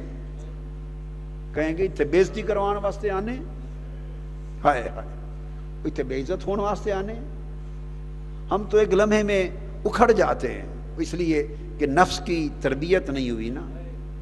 وہ زمین دوستو کبھی فصل نہیں اگاتی جس کے سینے کو پہلے ہل کے ساتھ چیرا نہ جائے. چیر چیر کے زمین کو بحال کر دیتے ہیں. کبھی دیکھا زمین کا چہرہ؟ ہل مار مار کے چلا چلا کے بحال کر دیتے ہیں، اس زمین کی سختی ختم کر دیتے ہیں، اس کا روب راب ختم داب ختم کر دیتے ہیں، اس کی چمک دمک اس کی سختی توڑ دیتے ہیں. ہل چلا چلا کے چیر دیتے ہیں، پھاڑ دیتے ہیں، مٹی قطاریں بن جاتی ہیں. جب مٹی کو اتنا کرتے ہیں تو تب بویا ہوا بیج کوئی فصل اگاتا ہے. ہم ہل چلائے بغیر بیج سے فصل اگاتے ہیں. یہ ریاضت اور مشقت حل ہے. ہم نے کتنا دل کی زمین پہ حل چلایا ہے. ہم تو اس کتے جیسے بھی نہ ہوئے جس نے اتنا صبر کر لیا. اور پھر امام قرطبی بیان کرتے ہیں اس کتے نے قسم کھائی، اس نے کہا، کتے کے لفظ بیان کیے احادیث سے لیا ہے نا. امام قرطبی نے بیان کیا، کتے نے کہا واللہ انی احب الاولیاء والصالحین. یہ کتے کے لفظ ہیں، اصحاب کہف کے کتے کے، جس کا ذکر قرآن میں ہے. مجھے دوڑاؤ نہیں، خدا کی قسم میں اولیاء اللہ اور صالحین سے محبت کرنے والا ہوں. پھر آگے پھر کہا اچھا جو محبت کرنے والے ہو اور صابر ہو، پتھر کھا کھا کر بھی نہیں دوڑے، پتھر کھا کھا کے بھی نہیں دوڑے، آؤ تو تم اس قابل ہو کہ تمہیں دہلیز پر بٹھا لیتے ہیں. اس کو دہلیز پہ بٹھا لیا. پھر 309 سال بیٹھے رہے. پھر انہیں تو روحانی خوراک ملتی تھی اندر، اور وہ زندہ رہے تو اس کتے کو کون چھیچڑے ڈال جاتا تھا؟ وہ بھی 3 صدیاں کچھ کھائے بغیر زندہ بیٹھے رہے۔ ارے کوئی اس طرح صابر ہو جائے تو میاں محمد نے کہا نا کہ تیتھی کتے چنگے جو صابر دے اپنا مالک دے در بیٹھے رہندے، صابر بھکھے ننگے۔ کیا کہا پہلا مصرع؟ جنہاں دلاں وچ عشق نہ رچیا، جنہاں دلاں وچ عشق نہ رچیا کتے انہاں تھوں چنگے، جنہاں دلاں وچ عشق نہ رچیا کتے انہاں تھوں چنگے، مالک دے در بیٹھے رہندے صابر بھکے ننگے۔ اس صبر کو پیدا کرنا ہے۔ تو پھر وہ جب بیٹھا رہا صابر بھوکا ننگا تو فیض ملا۔ تو قرآن مجید میں آتا ہے نقلبہم، ہم انہیں ہر 6 مہینے کے بعد، تفاسیر میں تفصیل آئی ہے، اللہ پاک ان کی کروٹ بدلتا تھا۔ تو غار میں لیٹے ہوئے ولیوں کی کروٹ اللہ بدلتا تھا، اور باہر بیٹھے ہوئے کتے کی بھی وہی دائیں بائیں کروٹ ساتھ بدل جاتی تھی۔ ان کی کروٹ تو خدا بدلتا تھا، کتے کی کون بدلتا تھا؟ ہائے ہائے، ان کی کروٹ خدا بدلتا تھا، انہیں تکلیف نہ ہو جائے۔ اور اس کروٹ بدلنے کا جو فیض ہے، ان کی کروٹ پھر اندر والے بدلتے تھے، اس فیض کا حصہ منتقل ہو جاتا ہے، فیض کا حصہ منتقل ہو جاتا ہے۔ وہ میں نے بتایا فیض ایسی شے ہی نہیں کہ ایک کے پاس ہی رہے، وہ جو ایک ہی پاس رہے وہ فیض نہیں ہے، وہ فیض ہی نہیں ہے۔ فیض کا معنی یہ ہے کہ وہ پھیل جاتا ہے، لوگوں میں بٹ جاتا ہے، تقسیم ہوتا ہے۔ تو کتا بھی پا گیا، اپنا حصہ پا گیا۔ تو اللہ نے پھر جہاں جہاں اصحاب کہف کا ذکر کیا وہاں کتے کا نام ساتھ لیا۔ کہا لوگ پوچھتے ہیں اصحاب کہف کتنے تھے؟ قرآن کہتا ہے سیقولون ثلاثۃ رابعہم کلبہم، کہتے ہیں 3 تھے اصحاب کہف، اللہ کہتا ہے ہاں چوتھا ان کا کتا تھا۔ یہ قرآن ہے۔ آپ کہتے ہیں، کچھ کہتے ہیں اصحاب کہف 5 تھے، اللہ فرماتا ہے چھٹا ان کا کتا تھا۔ خمسۃ سادسہم کلبہم، کچھ کہتے ہیں 7 تھے، سبعۃ وثامنہم کلبہم، اور 8واں ان کا کتا تھا۔ اب ایک آیت ہے اس میں اصحاب کہف کا عدد اور بار بار کتے کا ذکر ہے۔ اللہ کی عزت کی قسم اسی آیت کا ورد کریں، اس کا بھی اتنا ہی ثواب ہے جس کا کسی اور آیت کا ثواب ہے، اور بیان سارا کتے کا ہے، بیان سارا کتے کا ہے، مگر اجر اور ثواب اتنا ہے جتنا فرشتوں والی بیان کی آیتیں پڑھ لیں، جو عرش کے بیان کی آیتیں پڑھ لے، جو اس بیان کی آیتیں پڑھ لے، وہ بھی رب کا کلام، یہ بھی رب کا کلام، ایک جیسا فیض۔ اور کبھی کسی نے کہا آپ کا کوئی کھانا کرے اور میزبان پوچھے بھئی کتنے لوگ آئے ہیں، تو آپ کہیں جی 5 ہم ہیں، چھٹا ہمارا کتا ہے، 7 ہم ہیں، 8واں ہمارا کتا ہے، وہ کس خیال سے دیکھے گا آپ کو؟ وہ کہے گا اس کا علاج کروانا چاہیے ان لوگوں کو۔ انہوں نے کہا میں نے تمہارا پوچھا ہے، تو کبھی یہ بھی ہوتا ہے بھئی 5 ہم ہیں، چھٹا ہمارا کتا ہے؟ یہ تو آپ نہیں بولتے اس طرح، وہ رب ہو کر بول رہا ہے۔ تو کوئی بات تو تھی نا اس کتے میں کہ رب نے جہاں اپنے یاروں کا، ولیوں کا، دوستوں کا ذکر کیا، ایک جگہ بھی کتے کا ذکر چھوڑا نہیں۔ وجہ کیا تھی؟ اس نے کہا کتے تو اتنا صابر وفادار ہو گیا، تو نے میرے ولیوں کو نہیں چھوڑا، پتھر کھا کے نہیں چھوڑا، اب اس کا صلہ یہ دوں گا کہ جہاں ان کا ذکر ہوگا میں بھی نہیں چھوڑوں گا، تجھے ساتھ رکھوں گا۔ حتیٰ کہ جب جنت میں جائیں گے اصحاب کہف تو کتا بھی ساتھ جائے گا، پوری جنت میں کوئی کتا نہیں ہوگا، ایک اصحاب کہف کا کتا۔ سبحان اللہ۔ تو میں بتا رہا تھا کہ یہ جب پختگی آ جاتی ہے، پختگی، تو ہم تو محنت نہیں کرتے کہ اس چیز کو جاگزی کریں، کیفیتیں ملتی ہیں، ایک بار آئے کیفیت ملے گی، آپ کو مل رہی ہوگی، ملتی رہے گی، اٹھنے تک بڑی کیفیتیں ملیں گی، مگر کوئی کیفیت کو حال میں تو بدلنے والا ہو، اس کیفیت کو حال میں بدلیں۔ اور پھر حال کی رکھوالی کریں 11 مہینے، اور اس رکھوالی میں اس مہینے کا انتظار کریں، اور جب یہ وقت آئے تو مہینہ پہلے تیاری کریں کہ اب 10 دن پھر چلتے ہیں تاکہ حال کو رینیو کرائیں اور پھر اس کو بہتر کرائیں۔ تو وہ بات کر رہا تھا کہ حضرت حنظلہ رضی اللہ تعالیٰ عنہ، اس لیے کو سمجھ میں آتا ہے اعتکاف میں بیٹھنا۔ آئے ہیں، بہت لوگ آئے ہیں، مبارک ہو۔ میں نے کہا تھا الحمدللہ اپنے بھلے کے لیے آئے ہیں، زندگی ہم سب بنانے کے لیے، سنوارنے کے لیے آئے ہیں، اور جو کچھ تھوڑی زیادہ خیرات بارگاہ ایزدی سے، الہی اللہ کی بارگاہ سے، اللہ کے حبیب کی بارگاہ سے ملے، اس کو برقرار رکھنے، بڑھاتے رہنے کی کوشش کرنا، اور زندگی میں عہد کر لیں کہ ہر سال مرتے دم تک آنا ہے، یہ اعتکاف نہیں چھوڑنا۔ بس خالی زبانی کلامی انشاءاللہ نہ رہے۔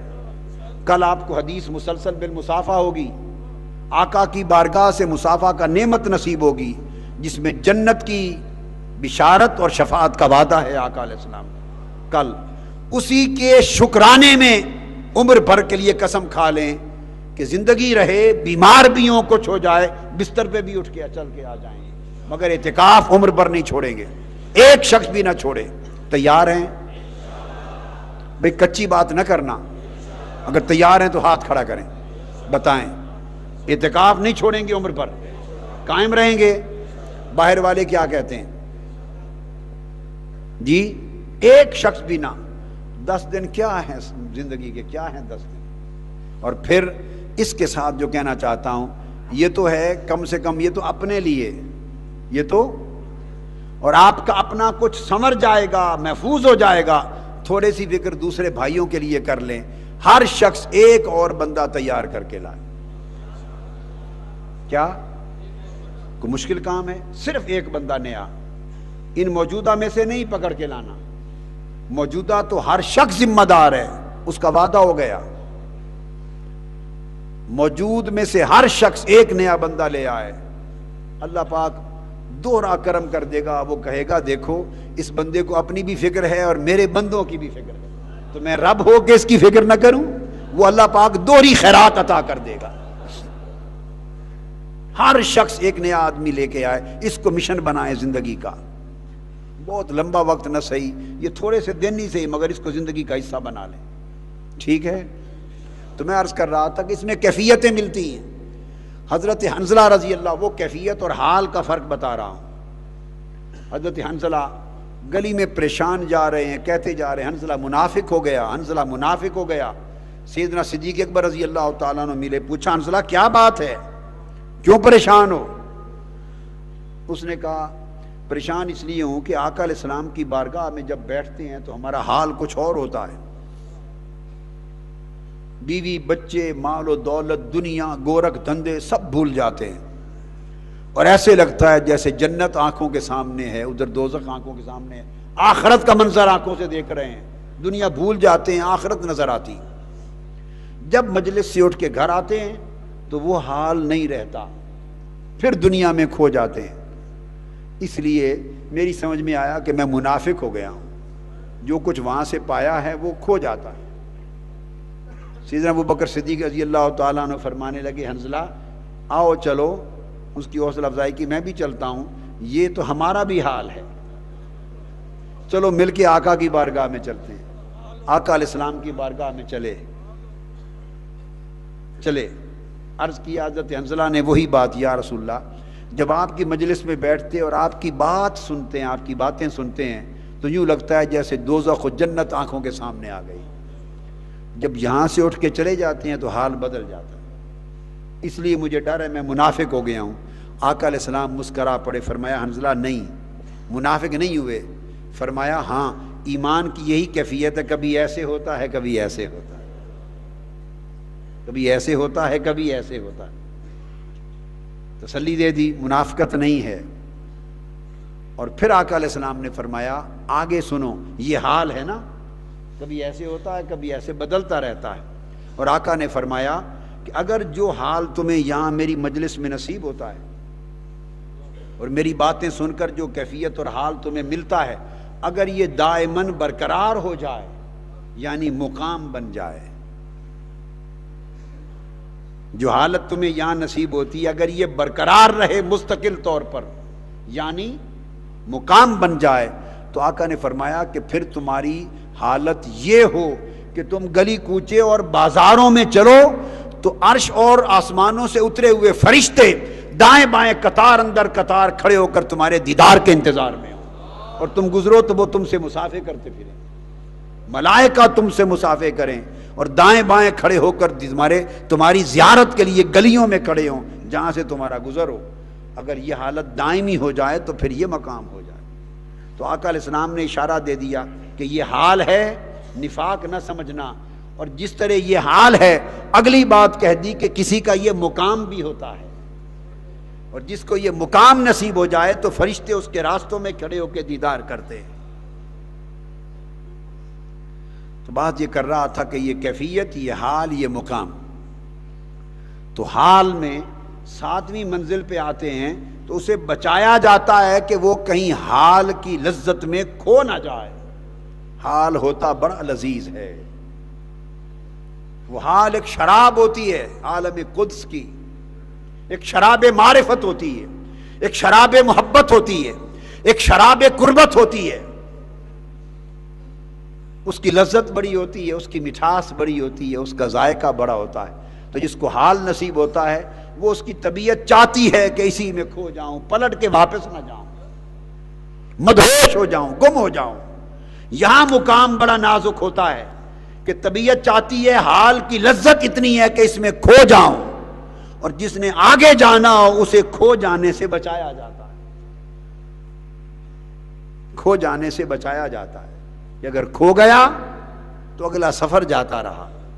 یہ انحفاظ بذالک النور عن الانجذاب الی مقام القرب والدنو، اللہ کی بارگاہ قرب سے اور بارگاہ دنو سے تجلیات آتی ہیں، انوار آتے ہیں، تجلیات اترتی ہیں، اس کے قلب و باطن پہ وارد ہوتی ہیں، اس ورود سے حال جنم لیتا ہے، اور کبھی آدمی حال میں بے بس ہو جاتا ہے۔ اگر اس میں کھو جائے تو وہ حال پردہ بن جاتا ہے، کھو جائے تو حال پردہ۔ اور قرآن مجید میں ایک جگہ حال کو پردہ بھی بیان کیا ہے۔ حال کیا ہے؟ جو حائل ہو جائے۔ جب نوح علیہ السلام سے گفتگو ہو رہی تھی ان کے بیٹے کی، اور آپ بیٹے سے فرما رہے تھے کہ ہدایت قبول کر لے، ایمان لے آ، نجات پا جائے گا، طوفان آ رہا ہے، جو مجھ پر ایمان نہیں لے آئیں گے وہ سب غرق ہو جائیں گے۔ بیٹا جواب میں کہتا تھا کہ نہیں، میں اونچی پہاڑی پہ چڑھ جاؤں گا۔ آپ فرما رہے تھے آج اللہ کا عذاب آ رہا ہے، کوئی پہاڑی بچا نہیں سکے گی، مکالمہ جاری تھا۔ قرآن کہتا ہے فحال بینہم الموج، باپ بیٹے کی گفتگو جاری تھی کہ درمیان میں موج حال بن گئی۔ سمجھے مانا؟ فحال بینہم الموج، وہ جو موج اٹھی گویا وہ درمیان میں حائل ہو گئی، پردہ بن گئی، اور جب وہ لہر گئی تو طوفان اس کے بیٹے سمیت سب کو لپیٹ میں لے چکا تھا۔ تو میں نے قرآن سے ایک استنباط کیا فحال بینہم الموج، کہ وہ باپ اور بیٹے کے درمیان موج حائل ہو گئی، میں کہہ رہا ہوں کہ حال بن گئی۔ تو اگر بندہ حال میں گم ہو جائے، جذب ہو جائے تو وہ پردہ بن جاتا ہے، پھر اسی پردے میں گم ہو جاتا ہے، پھر آگے نہیں چلتا۔ لذت بڑی ہوتی ہے مگر پھر وہ بے خود ہو جاتا ہے، سکر میں بھی چلا جاتا ہے، اس تجلی میں کھو جاتا ہے، اپنا ہوش نہیں رہتا، دنیا کا ہوش نہیں رہتا، دنیا کا ہوش نہیں رہتا، ماں سوا کا ہوش نہیں رہتا، اس میں مست و بے خود ہو جاتا ہے، اس جذب سے مجذوب ہو جاتا ہے۔ اس تجلی میں اگر جذب ہو جائے تو مجذوب ہو جاتا ہے، اس کا ایک اپنا پھر حال ہے، اس میں بھی ناقص اور کامل کا فرق ہے۔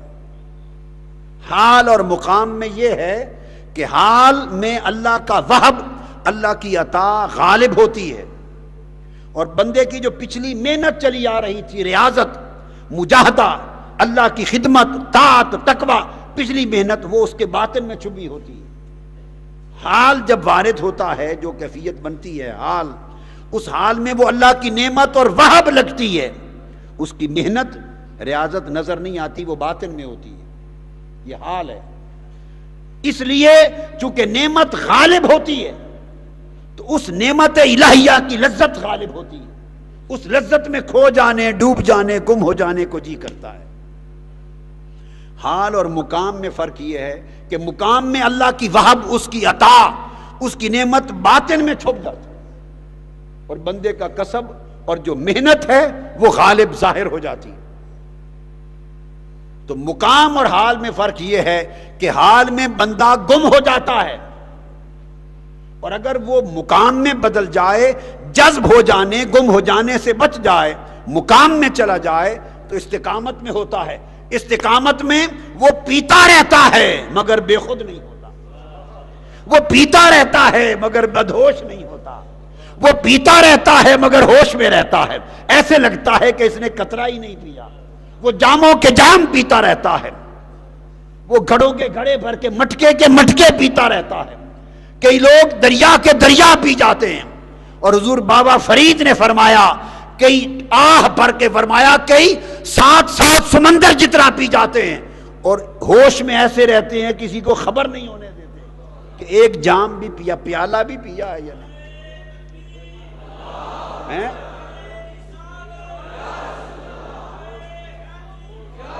کیڑے نہیں پہلا مصرع،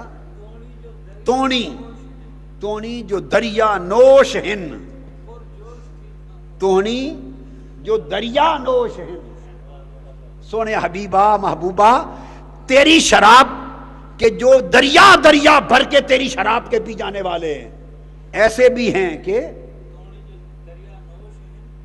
پرجوش ہیں خاموش ہیں، پرجوش تھی خاموش ہیں، ایک پرجوش تھی خاموش ہیں، وہ دریا کے دریا پی جاتے ہیں تیرے عشق کے، تیری محبت کے، تیری معرفت کے، تیری قربت کے دریا پی جاتے ہیں، جوش بڑا آتا ہے مگر وہ جوش سے زیادہ خاموش رہتے ہیں، جوش دبا رہتا ہے، خاموش رہتے ہیں۔ یہ خواجہ غلام فرید کا شعر ہے، مجھے یاد نہیں، جی آگے۔ سامت رہن مارن نہ بک، چپ رہتے ہیں، گپ نہیں مارتے، دعویٰ نہیں کرتے، بولتے نہیں، بڑک نہیں مارتے، چپ رہتے ہیں، دعویٰ نہیں کرتے، ایسا لگتا ہے کہ چکھا ہی نہیں، ایسا لگتا ہے کہ چکھا ہی نہیں۔ وہ آہن کلندر روز و شب، چپ رہتے ہیں، بڑک نہیں مارتے، یہ ہر رات و دن کلندری کے حال میں رہتے ہیں۔ کلندر یہ ہیں، مست و بے خود نہیں ہوتے، یہ غالب ہوتے ہیں حال پر، اور جو جذب ہو جائے انجذاب الی مقام القرب، وہ مغلوب ہو جاتے ہیں حال میں۔ حضرت غوث علی شاہ صاحب قلندر پانی پتی فرماتے ہیں، تذکرہ غوثیہ میں غوث علی شاہ صاحب قلندر پانی پتی، یہ حال کا حال بیان کر رہا ہوں۔ تو میں اپنے شیخ کے ساتھ جا رہا تھا، ہندوستان میں جنگلوں میں سفر کرتے تربیت میں، تو آگے 2 مجذوب دیکھے، وہ جو انجذاب کا شکار ہو گئے، جذب ہو گئے تھے حال میں، 2 مجذوب لیٹے ہوئے دیکھے، دونوں کے اوپر کسی نے آگ کے جلتے ہوئے انگارے رکھ دیے تھے، دونوں پر، ایک کا کپڑا بھی جل گیا، جسم جل گیا، چربی جل گئی، اور چربی پگھل رہی تھی، خون بہ رہا تھا، سوراخ ہو گیا تھا بدن میں۔ ایک کا حال یہ تھا، دوسرے کا حال یہ تھا کہ آگ اس پر بھی جل رہی تھی، اس پر بھی، مگر اس کا کپڑا تک بھی نہیں جلا تھا۔ بدن جلنا تو دور کی بات ہے، کپڑے کو بھی آگ نہیں لگی تھی، آگ جل رہی تھی مگر اس کا کچھ نقصان نہ تھا۔ فرمایا تربیت میں تھا میں، تربیت ہو رہی تھی، میرے شیخ نے مجھ سے پوچھا، بیٹے غوث علی بتاؤ ان دونوں میں کامل کون ہے، بتاؤ کامل کون ہے؟ کہتے میں بچہ تھا، مجھے سکر و صحف کا فرق معلوم نہیں تھا، حال اور مقام کا فرق معلوم نہیں تھا، جذب کا اور صحف کا فرق معلوم نہیں تھا۔ میں نے دیکھا کہ آگ جل رہی ہے، جس کے کپڑے بھی نہیں جلے یقیناً یہ کامل ہوگا، اور جس کا سب کچھ جل گیا، چربی پگھل گئی، وہ ہمارے جیسا ہے، آگ نے جلا دیا، وہ ناقص ہے۔ میں نے عرض کیا، یہ کامل ہے جس کا کپڑا تک نہیں جلا، اور وہ ناقص ہے۔ فرماتے ہیں میرے شیخ مسکرا پڑے، کہتے ہیں بیٹا نہیں، جس کا سب کچھ جل گیا، چربی خون بھی پگھل گیا، وہ کامل ہے، اور جس کا کپڑا بھی نہیں جلا وہ ناقص ہے۔ میں نے پوچھا کیوں؟ فرمایا یہ حال میں جذب میں ہے، یہ حال میں انجذاب ہو گیا، جذب ہو گئے ہیں۔ یہ اہل صحب اولیاء میں سے نہیں ہے، اہل صحب اولیاء میں سے یعنی صاحبان مقام نہیں ہیں، یہ صاحبان مقام نہیں، یہ صاحبان حال اولیاء میں سے ہیں، یعنی مجذوب ہیں، مقام بلند ہے۔ دونوں میں فرق یہ ہے کہ اب ان کی حالت کا تعین کرنا ہوگا ناقص اور کمال ہونے کا، مقام اور صحب کے مقام میں نہیں، ان کے حال میں، دونوں جذب اور حال میں ہیں۔ حال میں یہ ناقص ہے، یہ کامل ہے، جس کا سب کچھ جل گیا یہ اپنے حال میں کامل ہے، اور جس کا کچھ نہیں جلا وہ اپنے حال میں ناقص ہے۔ اس لیے کہ آگ کا کام ہے جلانا۔ آگ کیا لگے کہ بدن پہ آگ جلے اور کپڑا پہ نہ جلے؟ یہ کیا ہوا؟ آگ جلے اور بدن نہ جلے، یہ ہو نہیں سکتا۔ آگ نے جلانا ہی جلانا تھا، تو اس کا سب کچھ جل گیا تو درست ہے، آگ نے اپنا کام کر دیا، کسی نے روکا نہیں اسے، آگ کو کسی نے روکا نہیں، اور ادھر کپڑا بھی نہیں جل سکا، تو یہ آگ کی تاثیر تو نہیں ہے، تو آگ جلانا چاہتی ہے، اس مجذوب نے اپنی توجہ سے روک رکھا ہے آگ کو،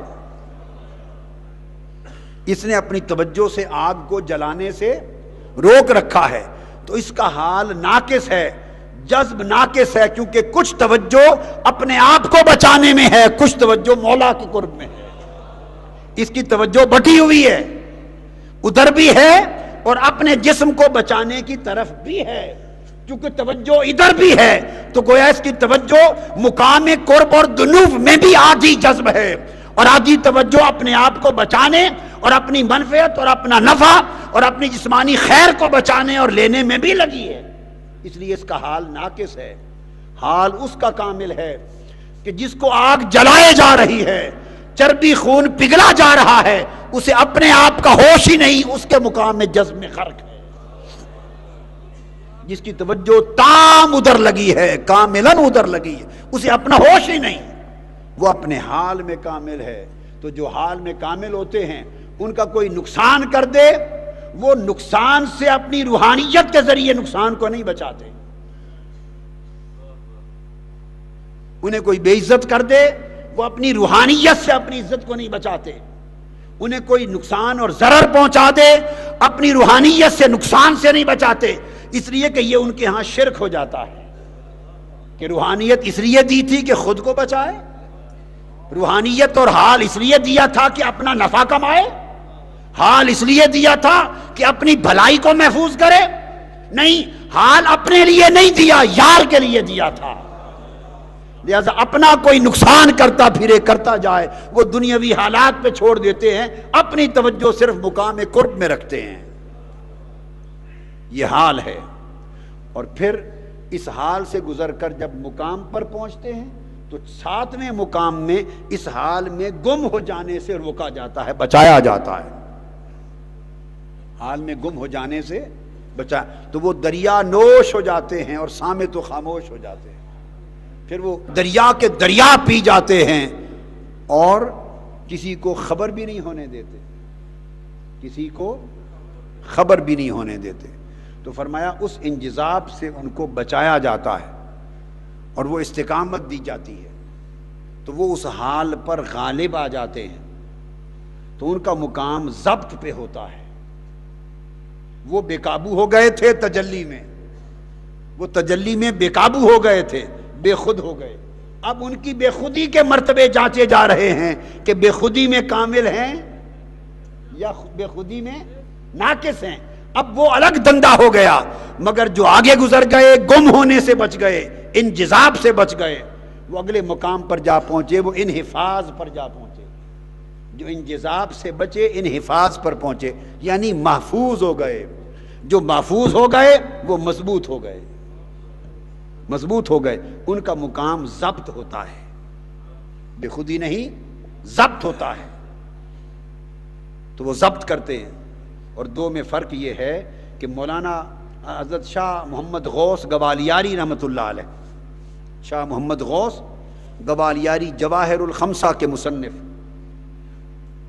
جس ریاست گوالیار میں رہتے تھے تو بادشاہ کو کسی نے کہا کہ بڑی مخلوق اس اللہ کے ولی فقیر کی طرف ہوتی جا رہی ہے، کہیں آپ کا تختہ ہی نہ الٹ دے، آپ کی حکومت کو خطرہ ہے، اس کو نکال دیں یہاں سے، بگا دیں، اس کا اڈا ختم کر دیں۔ اس ہندو بادشاہ کی سمجھ میں آئی، اسے اپنی فوج بھیجی اور کہا کہ راتوں رات اس کو یہاں سے ملک بدر کر دو، نکال دو، اتنا دور جا کے چھوڑو کہ راجدھانی کی حدیں ختم ہو جائیں۔ وہ دوڑے، ان کو نکال دیا، آپ کے لوگوں نے بستر بوریا اٹھایا، آپ کے خاندان نے اٹھایا، گھوڑوں پر بیٹھے، اور ہندو فوج کے سپاہیوں نے انہیں لے کر بے وطن کر دیا۔ جب رات کے اندھیرے میں باہر پہنچے، جنگل سے باہر دور، انہوں نے دیکھا کہ اب یہ مڑ کے نہیں آ سکتے، تو ہندو چور تھے، ڈاکو تھے، مسلمان نہیں تھے، حیا نہیں تھا، انہوں نے کہا مڑ کے جا ہی رہے ہیں تو چلو لوٹ بھی لو، جاتے جاتے ہم واپس تو جا رہے ہیں، لوٹ لو، بادشاہ پہلے ہی ناراض ہے ان پر، تو لوٹ لو تو ہماری تو سزا ہی نہیں ہوگی۔ تو انہوں نے جاتے ہوئے اس نے عام دے دیا، جس کے ہاتھ میں جو آئے لوٹے، تو ہر ایک نے ہر سواری کو لوٹا۔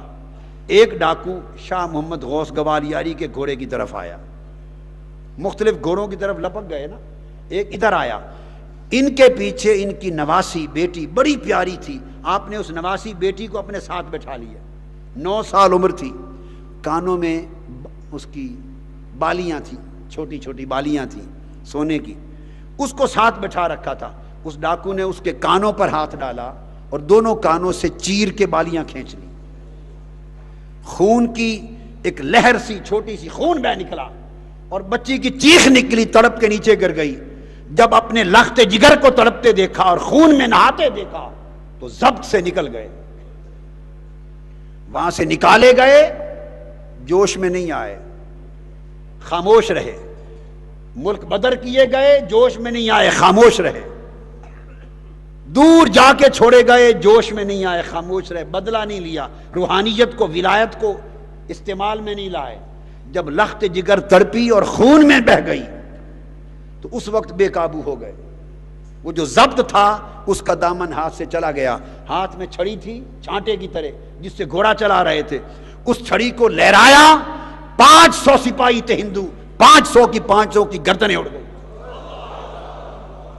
یعنی ولایت میں یہ مقام، تصرف یہ مقام، مگر اٹھا کے بستر بوریا پھینک دیا، جوش میں نہیں آئے، چپ کر کے برداشت کیے جا رہے ہیں۔ مگر ایک لمحہ آیا جب لخت جگر تڑپی تو وہ ایک مقام آیا کہ پھر وہ ہوش اور ضبط توڑ بیٹھے، جو ہوش اور ضبط۔ تو میں ختم کر رہا ہوں بات، مثال سمجھانے کے لیے دی کہ یہ وہ مقام تھا کہ ضبط میں وہ کمال نہ تھا کہ لخت جگر تڑپا تو ضبط ٹوٹ گیا، اور ایک وہ مقام تھا سید الشہداء امام حسین کا کہ سیدنا علی اصغر ہاتھ میں شہید کر دیے، سیدہ سکینہ تڑپتی رہ گئی، سید علی اصغر ہاتھ میں شہید ہو گئے، جوان بیٹا علی اکبر لاشا اٹھا کے لے آئے، ایک ایک کر کے خانوادہ قربان کر دیا، اور مقام یہ تھا اگر پاؤں زمین پر مارتے میدان کربلا میں 1000 چشمے کھڑے ہو جاتے، اگر آسمان کی طرف اشارہ کرتے دنیا کے بادل آ کے بارش برسا دیتے، ایک ہاتھ لہرا دیتے غضبناک ہو کر یزیدی فوج کے ہر سپاہی کی گردن اڑ جاتی، مگر لاشیں اٹھاتے رہے، مگر ہوش میں رہے، جوش نہیں آیا، ضبط میں رہے، ضبط نہیں توڑا۔ یہ پروردہ گود مصطفیٰ تھے، یہ پروردہ گود فاطمۃ الزہرا تھے، ضبط اتنا بلند تھا کہ فرشتے بھی رش کریں۔ تو یہ فرق ہوتا ہے، یہ سب ولایت کے مقام ہیں، لوگوں کو سمجھ ہی نہیں مضمون کی۔ جیسے کوئی کیمسٹری نہ جانے تو ایسے اوت پٹانگ مارے، فزکس کے اصول نہ جانے تو ایسے اوت پٹانگ باتیں کرتا پھرے، ڈاکٹر نہیں ہے میڈیکل اصول نہ جانے تو ایسے ہی علاج معالجے کی گپیں مارتا پھرے۔ اس طرح یہ بھی ایک بات ہے، میدان ہے، فن ہے، جو اس ولایت کی گلی میں ہی نہ گزرا ہو اور فقر کی اور رضا اور تفویض اور ضبط اور حال سے بھی واقف نہ ہو، تو وہ پھر یہی کہتے ہیں دیکھو جی اگر ان کے پاس روحانی طاقت ہوتی تو بچوں کو بچا لیتے۔ نادان آدمی، تمہیں خبر ہی نہیں کہ یہ حال کیا ہے۔ ان کے پاس اتنا روحانی تصرف ہوتا، روحانی طاقت ہوتی تو پھر پیاسے کیوں مرتے؟ پھر وہ دریائے فرات کو اشارہ کر کے تو چشمے چلا لیتے۔ ان کے ہاتھ میں طاقت ہوتی تو پھر یزیدیوں کو مار دیتے۔ یہ سب نادان، ان کو پتہ ہی نہیں کہ یہ ایسا کر دیتے تو مقام گر جاتا۔ یہ امتحان مقام والوں کا امتحان ہوتا ہے کہ اتنے بلند مقام پہ بٹھایا ہے حسین، تو تمہارا حال کیا ہے؟ اس کیفیت سے گزارتے ہیں تمہیں، جوش میں آتے ہو یا خاموش رہتے ہو؟ ہائے ہائے ہائے، پرجوش تھی خاموش ہیں، جوش میں نہیں آتے، خاموش رہتے ہیں۔ یہ مقام انجذاب سے گزرتے انحفاظ پہ چلے جاتے ہیں۔ استقامت پیدا کریں، استقامت پیدا کریں۔ اللہ آپ کو کیفیات بھی دے، حال بھی دے، مقام بھی دے، اور آپ کی نیکیوں کے صدقے اور آپ کے پاؤں کی جب آپ بیٹھتے چلتے ہیں تو آپ کے پاؤں اور جوتوں سے اٹھنے والی گرد اور دھول کے صدقے اللہ مجھے بھی معاف کر دے، دوزخ سے بچا دے۔ بس آپ کو اللہ بلند رتبے دے، درجے دے، اور آپ کے جوتوں سے اٹھنے والی گرد کے صدقے اللہ مجھے معاف کر دے۔ بس میں تو آپ کی نوکری کرتا ہوں، میں اعتکاف تو کوئی نہیں بیٹھتا، میرا کیا اعتکاف ہے؟ اعتکاف آپ بیٹھتے ہیں، میں آپ کی نوکری کے لیے آتا ہوں، آپ کی نوکری کے لیے آتا ہوں، اور آپ کی نوکری کسی کے منہ کی وجہ سے کرتا ہوں، کسی کی خاطر کرتا ہوں۔ آپ کی نوکری کرتا ہوں اس لیے کہ کوئی خوش ہو جائے گا، کوئی خوش ہو جائے، اور خوش ہو کے کسی ایک دن اتنا کہہ دے وہ ساڑے کتیا خوش ہیں تیرے تے چنگا نوکری، میری امت دی نوکری کی تھی، خوش ہیں تیرے، بس اس دن کی انتظار میں۔ وہ خواجہ غلام فرید صاحب نے کہا تھا، تتی تھی جوگن چودھار پھراں، ہند سندھ پنجاب تے مار پھراں، ہند سندھ پنجاب تے مار پھراں، سنج بر تے شہر بازار پھراں، متاں یار ملم کہیں سانگ سبب۔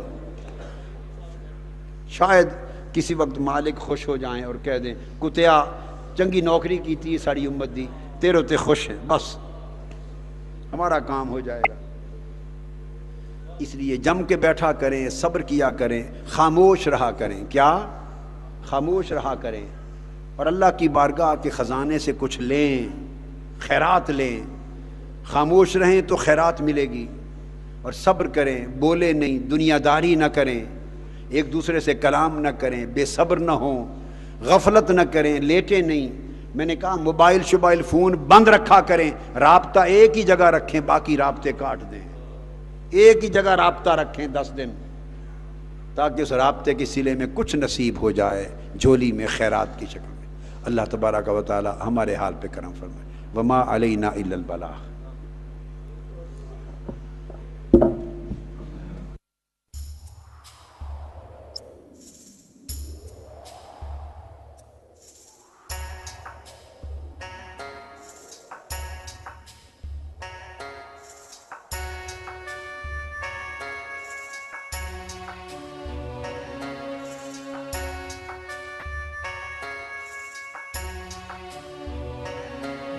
رسول اللہ یا حبیب اللہ، یا رسول اللہ